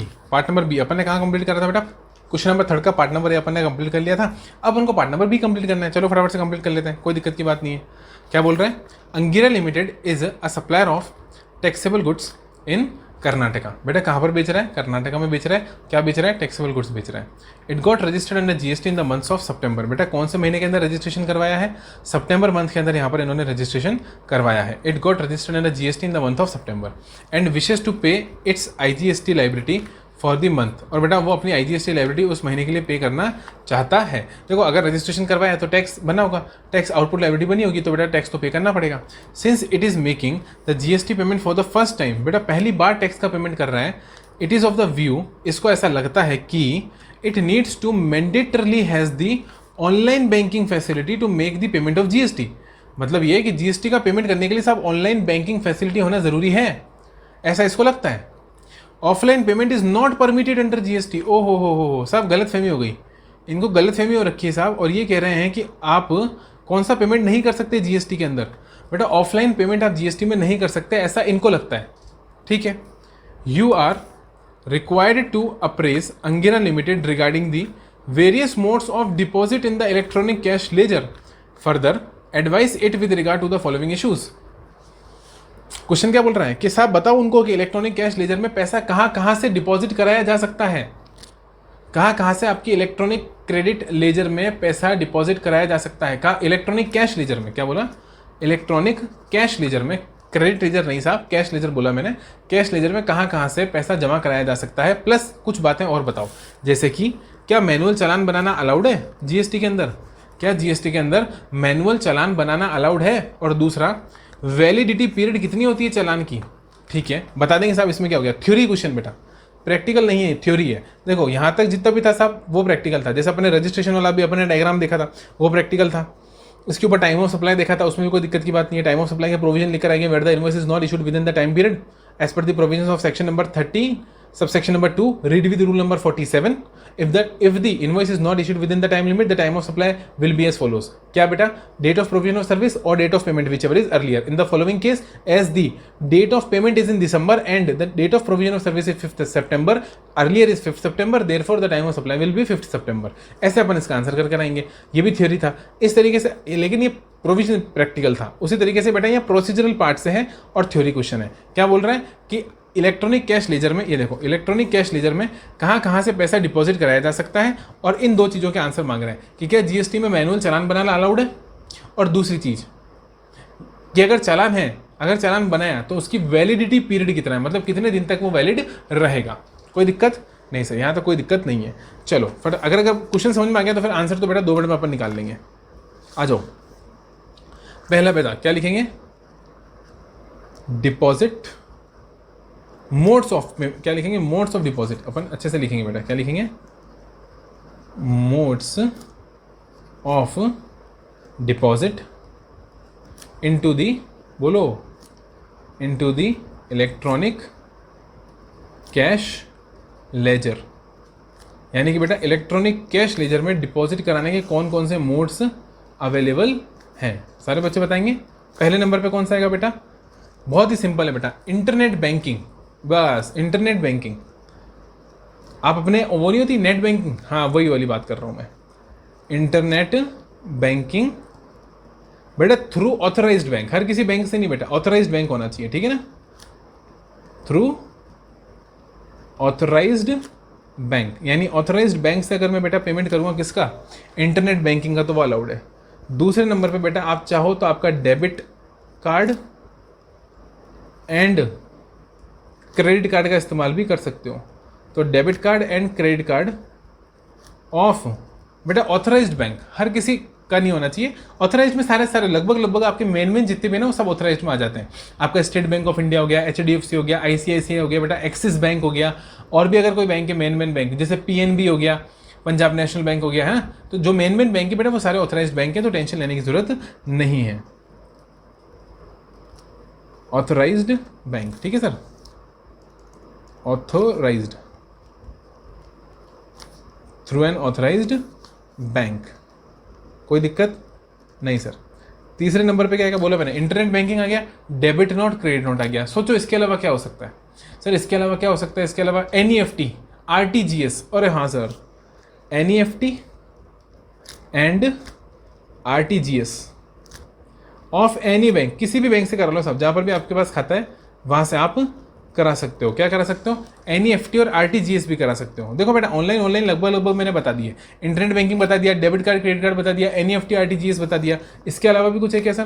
बेटा ओवर द काउंटर, अगर आप ऑनलाइन कर ही नहीं सकते तो ऑफलाइन भी कर सकते हो साहब। किसने कहा ऑफलाइन नहीं कर सकते हो? क्वेश्चन वाला बोल रहा है कि साहब उसको गलतफहमी हो गई, उसको लगता है कि मैंडेटरली हैज ऑनलाइन फैसिलिटी, मतलब ऑनलाइन फैसिलिटी होना जरूरी है। Offline payment is not permitted under GST, offline payment is not permitted under GST, ऐसा उसको लगता है। ये उसकी गलतफहमी है। क्या बोला मैंने? गलतफहमी। क्यों? क्योंकि GST में ऑफलाइन पेमेंट भी किया जा सकता है बेटा, जिसको हम प्यार से बोलते हैं ओवर द काउंटर। क्या बोलते हैं? ओवर दी काउंटर पेमेंट, क्या बोलते हैं बोलो यार मेरे साथ साथ, ओवर दी काउंटर पेमेंट।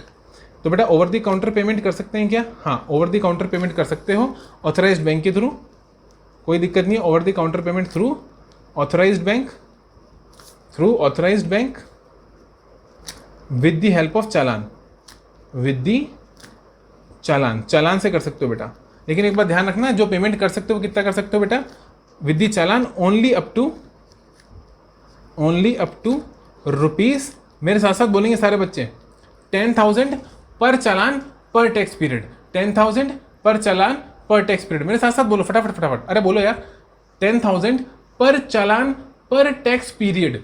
क्या बोला मैंने? 10,000 बेटा पर चालान, मतलब एक चालान पे 10,000 रुपये ही आप डिपॉजिट करा सकते हो।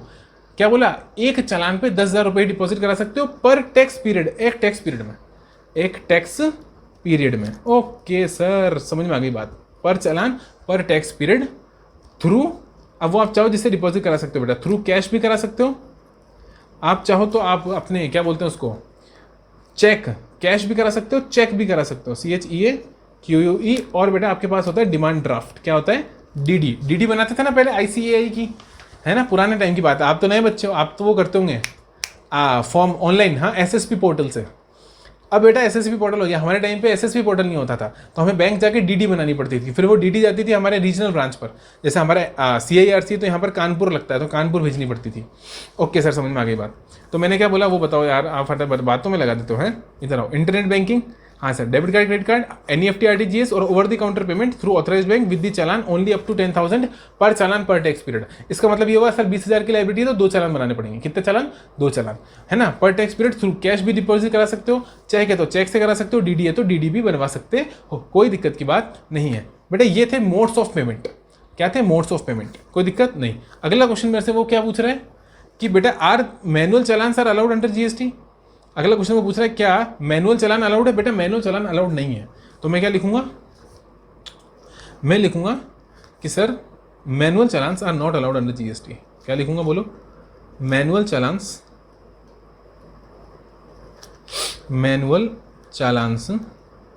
आर बेटा नॉट अलाउड, क्या बोलूंगा? Are not allowed under GST। Challan should be generated, बेटा चालान कहाँ से जनरेट करना पड़ेगा? Challan should be generated through online GST portal, through online GST portal. मतलब बेटा ऑनलाइन पोर्टल से ही आपको कहीं ना कहीं, थ्रू ऑनलाइन GST पोर्टल, यानी ऑनलाइन GST पोर्टल से ही आपको चालान जनरेट करना पड़ेगा। सिन नंबर, चालान आइडेंटिफिकेशन नंबर, याद करो। हाँ sir, bank reference number BRN generate होता है, फिर CIN जनरेट होता है, तो वो सारी बातें यहाँ पर आएगी। तो चालान क्या बेटा मैनुअल बना सकते हैं क्या? नहीं, मैनुअल चालान अलाउड नहीं है। मैनुअल और फिजिकल चालान, मतलब हाथ से बना के लेके चले गए, कंप्यूटर से प्रिंट निकाल लिया, वो नहीं चलेगा बेटा। पोर्टल पे जाना पड़ेगा, पोर्टल पे चालान जनरेट करना पड़ेगा, वहां से आपको चालान आइडेंटिफिकेशन नंबर मिलेगा CIN, और वो CIN आपको वहां बताना पड़ेगा जब आप पेमेंट करोगे, बैंक में जाकर डिपॉजिट कराओगे, तो वहां पर ऑटोमेटिकली वो आपके कैश लेजर में डिपॉजिट कर देंगे। और दूसरा सवाल पूछ रहा है वैलिडिटी, तो बेटा सिंपल सी बात है, 15 दिन की वैलिडिटी होती है ऑनलाइन चालान की, VALIDITY। तो validity of challan should B और विल बी, क्या बोलेंगे? Validity of challan will be 15 days, 15 दिन बेटा, 15 डेज। तो validity of challan will be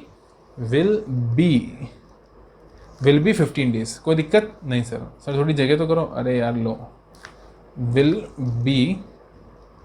B 15 days. अब ठीक है? हाँ सर अब ठीक है, ठीक है, ये क्वेश्चन हो गया। हाँ सर ये क्वेश्चन भी हो गया। अगला क्वेश्चन कौन सा आ रहा है मेरे मालिक? अगला क्वेश्चन आ रहा है बेटा आपके पास में क्वेश्चन नंबर 4। कौन सा आ रहा है? क्वेश्चन नंबर 4 दिख रहा है आपको? हाँ सर, क्वेश्चन नंबर 4 में कितने पार्ट है बेटा? 2 पार्ट, पार्ट ए और पार्ट बी। थ्योरी क्वेश्चन दिख रहा है ये भी मेरे को। Explain the meaning of the term, क्या बोल रहा है? Explain the meaning of the term recipient of supply of goods और सर्विसेज। ओ बेटा सेक्शन 2 से क्वेश्चन पूछा डेफिनेशन। सेक्शन 2 से क्या पूछ रहा है? डेफिनेशन पूछ रहा है। और डेफिनेशन भी किसकी पूछ रहा है? रेसिपिएंट की। कि साहब रेसिपिएंट किसको बोलते हैं? CGST एक्ट के अंदर रेसिपिएंट किसको बोलते हैं, ये पूछ रहा है आपसे। बड़ा ही आसान है बेटा, मैंने तो अपने बच्चों को रेसिपिएंट की डेफिनेशन बहुत अच्छे से याद करा रखी है, क्योंकि मेरे को मालूम है इंपॉर्टेंट है, और बेटा याद हो जाती है अपने आप। इतनी बार अपन बोलते हैं उसको कि याद ऑटोमेटिकली हो जाती है। तो सारे बच्चे आ जाओ फटाफट से, 2 मिनट में याद करा दूंगा आपको। देखो मेरी बात सुनो, मेरे साथ साथ चलोगे, एक मस्त फॉर्मेट बनाऊंगा, उसके अंदर आंसर लिखूंगा और आपको याद हो जाएगा।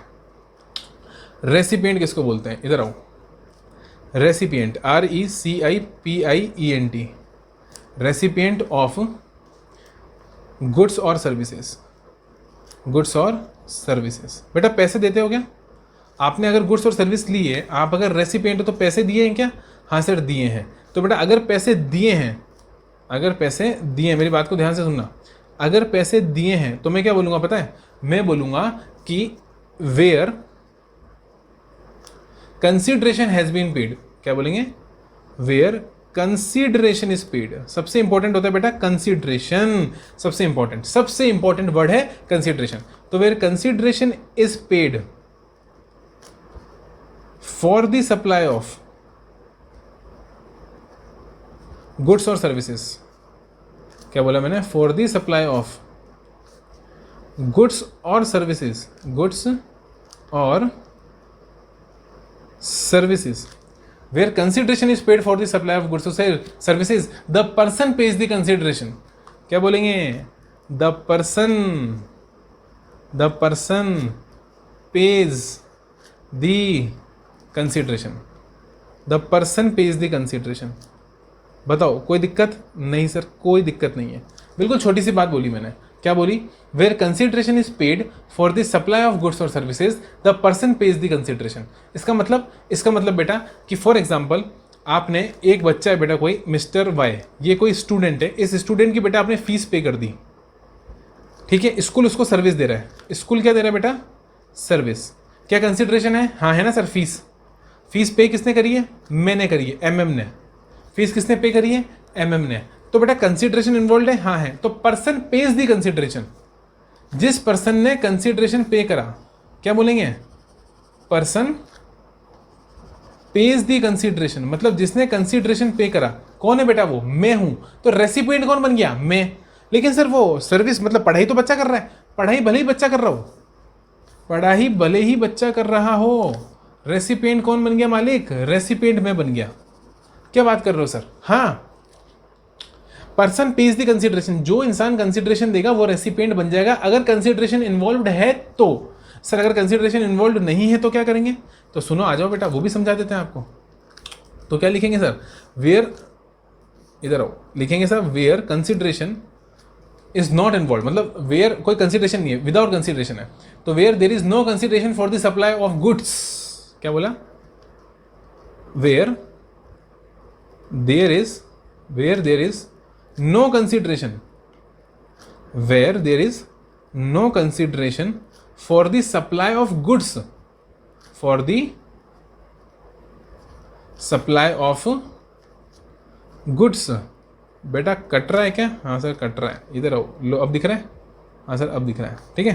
क्या बोला? For the supply of goods. बेटा सुनना, the person to whom the goods are delivered और मेड अवेलेबल। क्या बोला? The person to whom the goods are delivered, जिसको भी बेटा हाथ में दिए वो इंसान, और जिसको भी मेड अवेलेबल करवाया वो इंसान। और मेड अवेलेबल कितना ईजी है बताओ? कोई टफ है क्या सर? बिल्कुल भी टफ नहीं है, सिंपल सी बात बोल रहा हूँ बेटा मैं।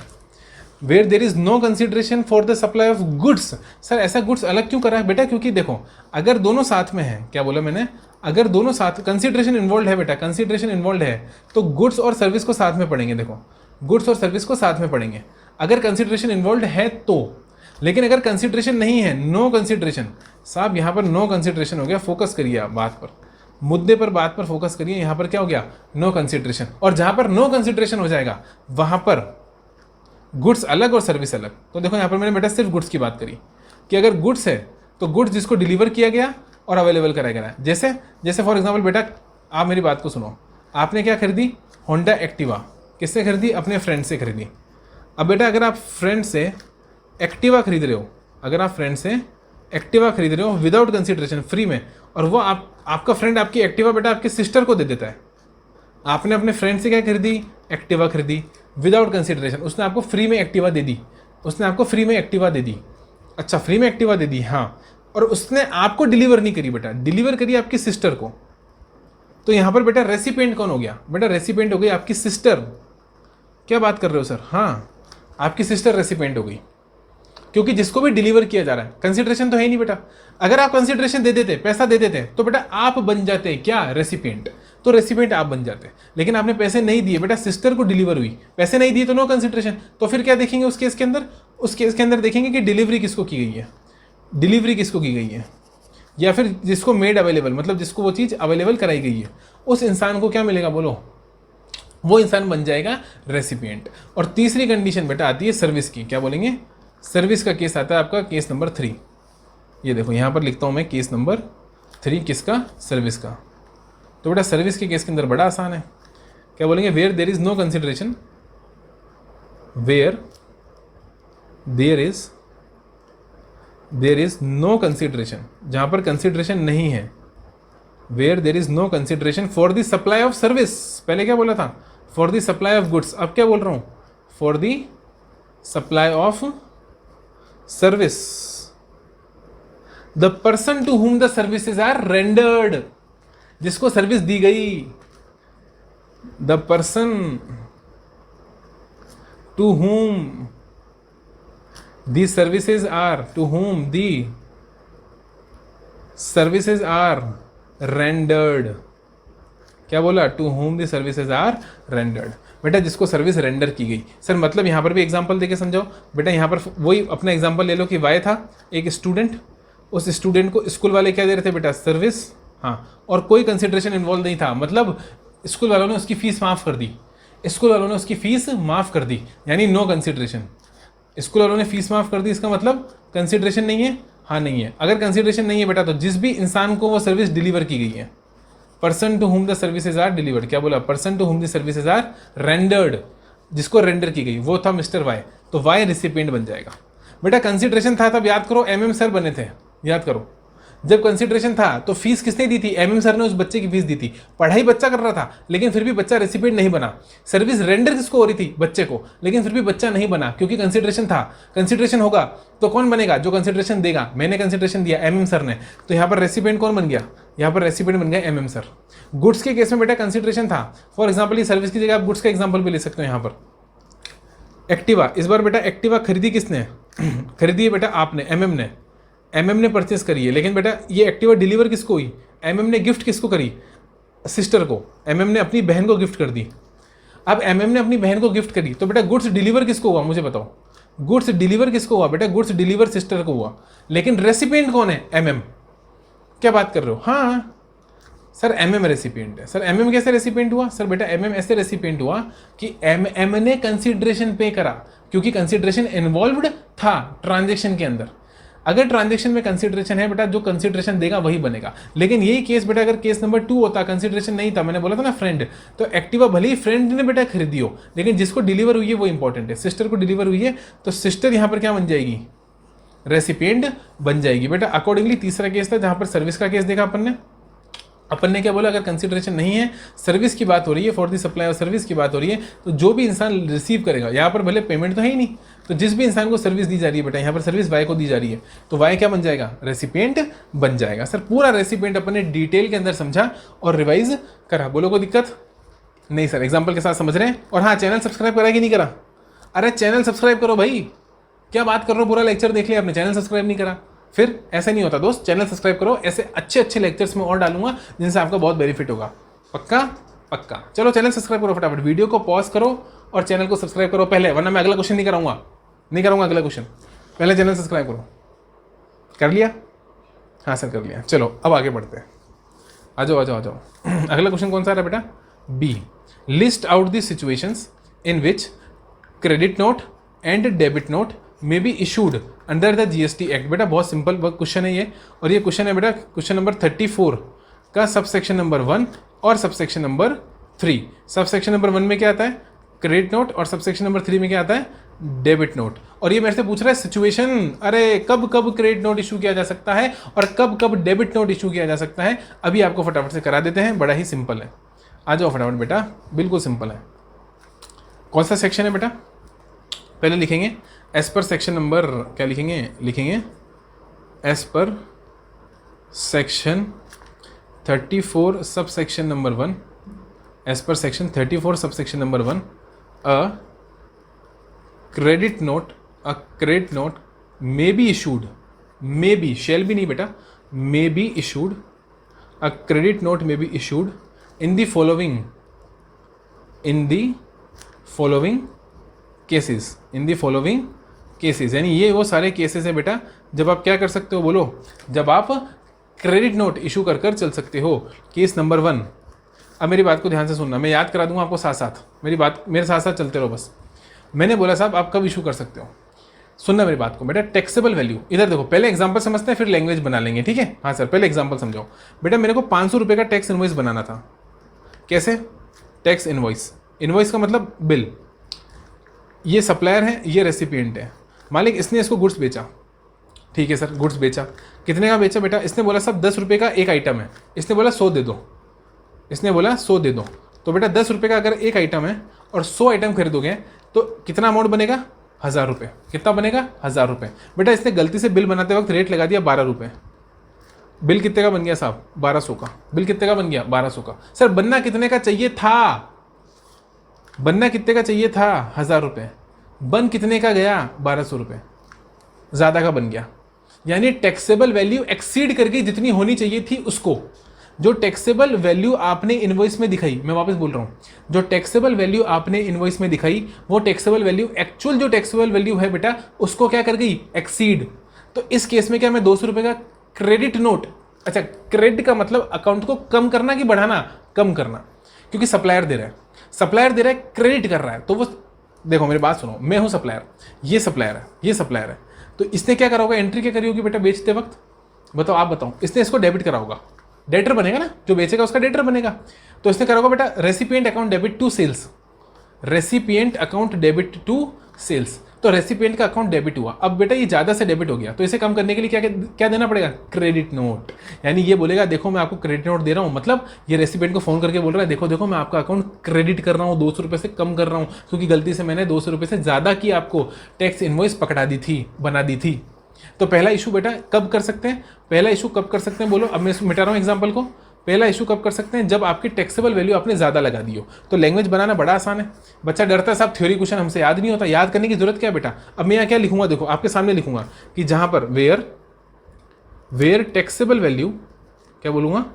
वेयर टैक्सेबल वैल्यू चार्ज्ड, देखो चार्ज करा ना मैंने, charged in the tax invoice, charged in the tax invoice, देखो बिल्कुल सिंपल है, charged in the tax invoice where taxable value, थोड़ा इधर करूं, हाँ sir, where taxable value charged in the tax invoice exceeds the actual taxable value, where taxable value charged in the tax invoice exceeds the actual taxable value, exceeds the actual taxable value in respect of, मतलब जो taxable value होनी चाहिए किसके respect में? इन respect of goods और services, in respect of the goods और services. जिस भी गुड्स और सर्विस की बात हो रही है साहब उनके रेस्पेक्ट में जो एक्चुअल टैक्सेबल वैल्यू बनती है, आपकी जो टैक्सेबल वैल्यू जो आपने टैक्स इनवॉइस में चार्ज करी है वो उससे ज़्यादा है साहब, वो उससे ज़्यादा है, एक्सीड कर रही है। क्या कर रही है बोलो? एक्सीड कर रही है। एक्सीड करने का मतलब वो उससे बेटा ज़्यादा है। दूसरा पॉइंट क्या होता है सर? अब देखो दूसरे का एग्जाम्पल समझते हैं। पहले मेरी बात को फिर से ध्यान से सुनना। मैंने बोला कि साहब ये सप्लायर था, ये रेसिपिएंट था, इसने इसको क्या दी? सर्विस, गुड्स दिया। बेटा गुड्स दिया, अभी अभी अपन ने एग्जांपल लिया था 10 रुपये पर यूनिट, 10 रुपये पर यूनिट, 1000 यूनिट देनी है। हाँ, तो टोटल पेमेंट कितना देना है बोलो? सर 10,000 यूनिट देनी है, और 1000 यूनिट देनी है। रेसिपिएंट ने बोला कितना खरीदना है? बोले 1000 आइटम खरीदना है, 1000 आइटम। एक आइटम का रेट कितना है साहब? 10 रुपये। टोटल अमाउंट कितना हुआ? 10,000। बेटा इस पर रेट लगता है 12% का, इस पर रेट लगता है 12% का। टैक्स का रेट कितना है? जीएसटी का रेट 12% का, ठीक है। लेकिन लगा कितने का दिया? लगा कितने का दिया? बेटा गलती होगी तभी क्रेडिट नोट डेबिट नोट की बात आएगी। अगर गलती होगी ही नहीं तो ना क्रेडिट नोट इशू करना है ना डेबिट नोट इशू करना है। लगा दिया बेटा 18% का। ओ मतलब टैक्स रेट ज़्यादा चार्ज कर दिया। हाँ, टैक्स रेट ज़्यादा चार्ज कर लिया, तो ज़्यादा चार्ज कर लिया तो क्या करना पड़ेगा बेटा? कम करना पड़ेगा, कम करना पड़ेगा। कम करने के लिए फिर से आप क्या इशू करोगे बोलो? कम करने के लिए बेटा फिर से आप इशू करोगे जिसको आप बोलोगे क्या? Credit note. क्या बोलोगे? क्रेडिट नोट बोलोगे, ठीक है। हाँ सर, तो दूसरा पॉइंट क्या बन जाएगा? दूसरा पॉइंट बहुत सिंपल बनेगा बेटा, where tax charged.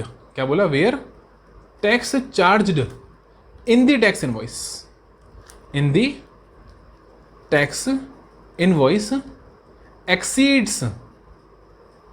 exceeds the tax payable, exceeds the tax payable in respect of, exceeds the tax payable मतलब जितना पेबल बन रहा था, पेबल कितना बन रहा था? पेबल बन रहा था 12% और चार्ज कर दिया 18%। तो tax payable in respect of the goods और सर्विसेज, देखो ऊपर भी वही लिखा था, इन respect of the payable, in respect of the goods और, बोलो बेटा, गुड्स और सर्विसेज। ओके ओके सर, आगे चलें? हाँ सर आगे चलें। थर्ड पॉइंट, सर पहले एग्जांपल दो, नहीं पहले एग्जांपल दो। अरे कुछ नहीं बेटा, इधर आओ, सुनो। मैंने कितने यूनिट लेने थे बेटा? 1000 यूनिट लेने थे ना, 1000 यूनिट। मैंने 1000 यूनिट ले लिए, खरीद लिए साहब। अरे यार एक सेकेंड, ये खरीद लिए मैंने, ये सप्लायर अंकल, ये रेसिपिएंट अंकल, ठीक है खरीद लिए? हाँ सर खरीद लिए। अब सुनो मेरी बात को, सब मेरे को 200 यूनिट रखने ही नहीं थे, मैंने रिटर्न कर दिए 200 यूनिट्स। क्या कर दिए? रिटर्न। बेटा सेल्स रिटर्न नहीं होती क्या? बचपन, अरे बचपन बीत गया यार तुम्हारा, सेल्स रिटर्न नहीं होती क्या? तो सेल्स रिटर्न की बात ही तो कर रहा हूँ यहाँ पर मैं, सेल्स रिटर्न भी तो हो सकती है। तो सर सेल्स रिटर्न के केस में आपने इनवॉइस कितने का बनाया होगा? क्योंकि बेटा माल बेचा तो माल कितने का बेचा? 1000 यूनिट। लेकिन बेटा असली में बिके कितने? 800, क्योंकि 200 तो क्या हो गए? रिटर्न। तो उस टैक्स इनवॉइस के रेस्पेक्ट में आपको क्या देना पड़ेगा बेटा? Credit note. क्या बनाना पड़ेगा? क्रेडिट नोट बनाना पड़ेगा 200 यूनिट के रेस्पेक्ट में। ओके बना देंगे। अरे मेरे से मंगा, अरे क्या कर रहा है? आ जाओ, चलें? हाँ सर चलो। तो क्या लिखूंगा कि वेयर, अरे सर कलर तो चेंज कर लो, वेयर दी गुड्स आर, क्या लिखेंगे बेटा? Where the goods. Service return हो सकती है क्या बेटा? डॉक्टर ने आपका इलाज कर दिया, अब आपने बोला साहब मेरे को ये इलाज आपको वापस देना है। अरे बोलो, हो सकती है क्या? सर्विस रिटर्न नहीं हो सकती साहब। आपने पिक्चर देख ली बेटा थिएटर में जाके, और अब आप कह रहे हो साहब ये पिक्चर मेरे को रिटर्न करनी है साहब, मेरे को नहीं देखनी ये पिक्चर, मैंने देख ली, लेकिन देख ली अब मेरे को रिटर्न करनी है, तो रिटर्न थोड़ी ना हो सकती है।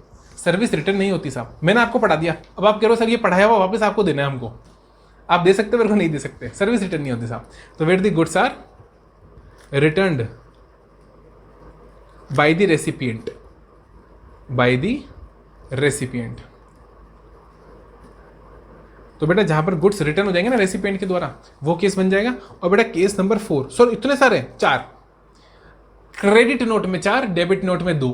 अरे वाह, क्रेडिट नोट में 4, डेबिट नोट में 2, आंसर आ गया। बस इधर 4 पॉइंट है, उधर 2 पॉइंट है। बेटा where goods are found to be deficient, where the, क्या बोलेंगे अभी समझाता हूं, पहले लिख लो।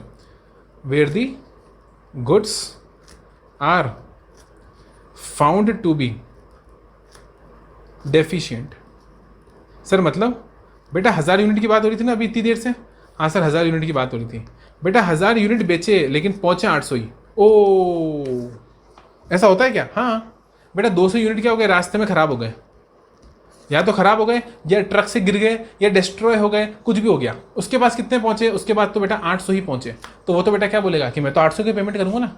उसने खरीदा 1000, पहुंचे 800, तो पेमेंट कितने का होगा? 800 का। लेकिन टैक्स इनवॉइस कितने का बन गया? सर टैक्स इनवॉइस तो 1000 का बन गया। तो बस उसकी वैल्यू को कम करने के लिए क्या इशू करना पड़ेगा?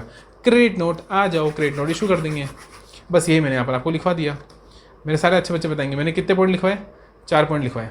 पहला पॉइंट बेटा जहाँ पर टैक्सेबल वैल्यू एक्सीड कर जाएगी एक्चुअल टैक्सेबल वैल्यू को, कैसे? ज़्यादा रेट लगा देंगे। दूसरी चीज़ जहाँ पर टैक्स का रेट ज़्यादा लगा देंगे, 12% की जगह 18%, तो टैक्स रेट एक्सीड कर जाएगा। तीसरा जहाँ पर गुड्स रिटर्न हो जाएगा। चौथा जहाँ पर गुड्स डेफिशिएंट हो जाएगा, मतलब खराब क्वांटिटी का आ जाएगा या फिर कम आ जाएगा, खत्म। यही वो 4 केसेस है जहाँ पर आप क्रेडिट नोट इशू कर सकते हो एज पर सेक्शन नंबर 34 का सब सेक्शन नंबर 1। हाँ के ना? हाँ सर। और अगला केस आ रहा है बेटा आपका डेबिट नोट कहाँ आप इशू कर सकते हो? इधर आओ, यहाँ लगेगा सेक्शन कौन सा? तो यहाँ लिखेंगे सर हम एज पर दी, बोलो as per the provisions of, as per the provisions of section number 34। क्या बोलेंगे? Section number 34 sub section number 3, as per the provisions of section number 34 sub section number 3 of the CGST act 2017। Of the आप चाहो तो लिख सकते हो बेटा ऐसे करके ना, of the CGST act 2017 a debit note, क्या बोलेंगे?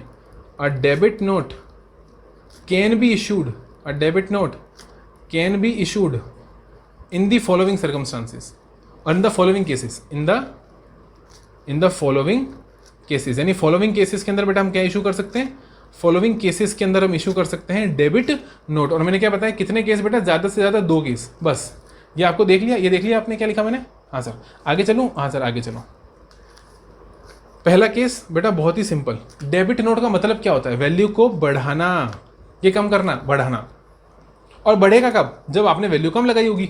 और हाँ सर बढ़ेगा कब, जब आपने वैल्यू क्या लगाई होगी, कम लगाई होगी। यानी कि जहाँ पर यहाँ पर बेटा उसका जस्ट उल्टा हो जाएगा, क्या बोलेंगे कि वेयर टैक्सेबल वैल्यू, यहाँ पर रेट कम लगा दिया, 10 का लगाना था 8 का लगा दिया, फिर बाद में याद है यार सब इनवॉइस गलत बन गया, कम का बन गया, इनवॉइस की वैल्यू बढ़ानी है। तो where taxable value, where taxable value charged, CHARGED, charged in the tax invoice, जो टैक्स इनवॉइस में क्या किए बेटा, चार्ज किए। ठीक है, तो क्या बोलेंगे, charge in the tax invoice exceeds के less than, is less than. पिछली बार मैंने क्या बोला था, एक्सीड्स, अब क्या बोल रहा हूं, is less than, is less than the taxable value, is less than the taxable value in respect of the goods और services, in respect of, in respect of, in respect of the goods और services. यानी बेटा goods और services के respect में जो taxable value बनती है उससे आपने क्या लगा दी, कम की ज़्यादा, कम लगा दी। इज लेस देन, फोकस करो बेटा शब्दों पर, यहाँ पर क्या लिखा है मैंने, is less than. Less then का मतलब मैंने ज़्यादा लगाई कि कम, सब आपने कम लगा दी। और दूसरा केस बेटा बिल्कुल वही सेम टू सेम रहेगा, रेट वाला। कौन सा वाला, रेट वाला, जहाँ पर मैं क्या बोलूँगा कि वेयर टैक्स चार्ज्ड, क्या बोला मैंने, वेयर टैक्स चार्ज्ड, किसके रेस्पेक्ट में, टैक्स इनवॉइस के रेस्पेक्ट में, जो मैंने टैक्स इनवॉइस काटी वो।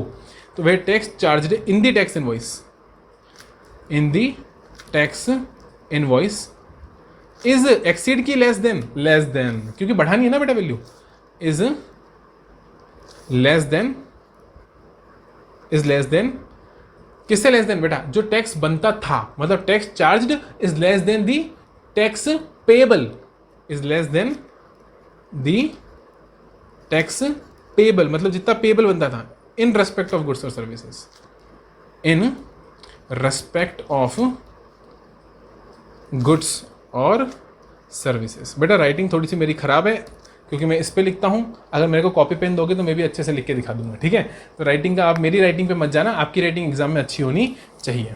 हो गया साहब, ये देखो ये 2 रीज़न थे साहब, किसके, बोलो, डेबिट नोट के। तो डेबिट नोट इशू करने के साथ ये 2 रीज़न यहाँ पर हमारे पास होते हैं। यहाँ पर सर वो क्यों नहीं होता बेटा, वो कैसे हो सकता है बताओ, वहाँ तो कम करना ना, ऐसा तो अच्छा बताओ, ऐसा हो सकता है कि साहब कि 1000 मांगे और 1200 भेज दिए, सामने वाला बताएगा ही नहीं साहब। देखो आप ऐसी गलती करोगे नहीं।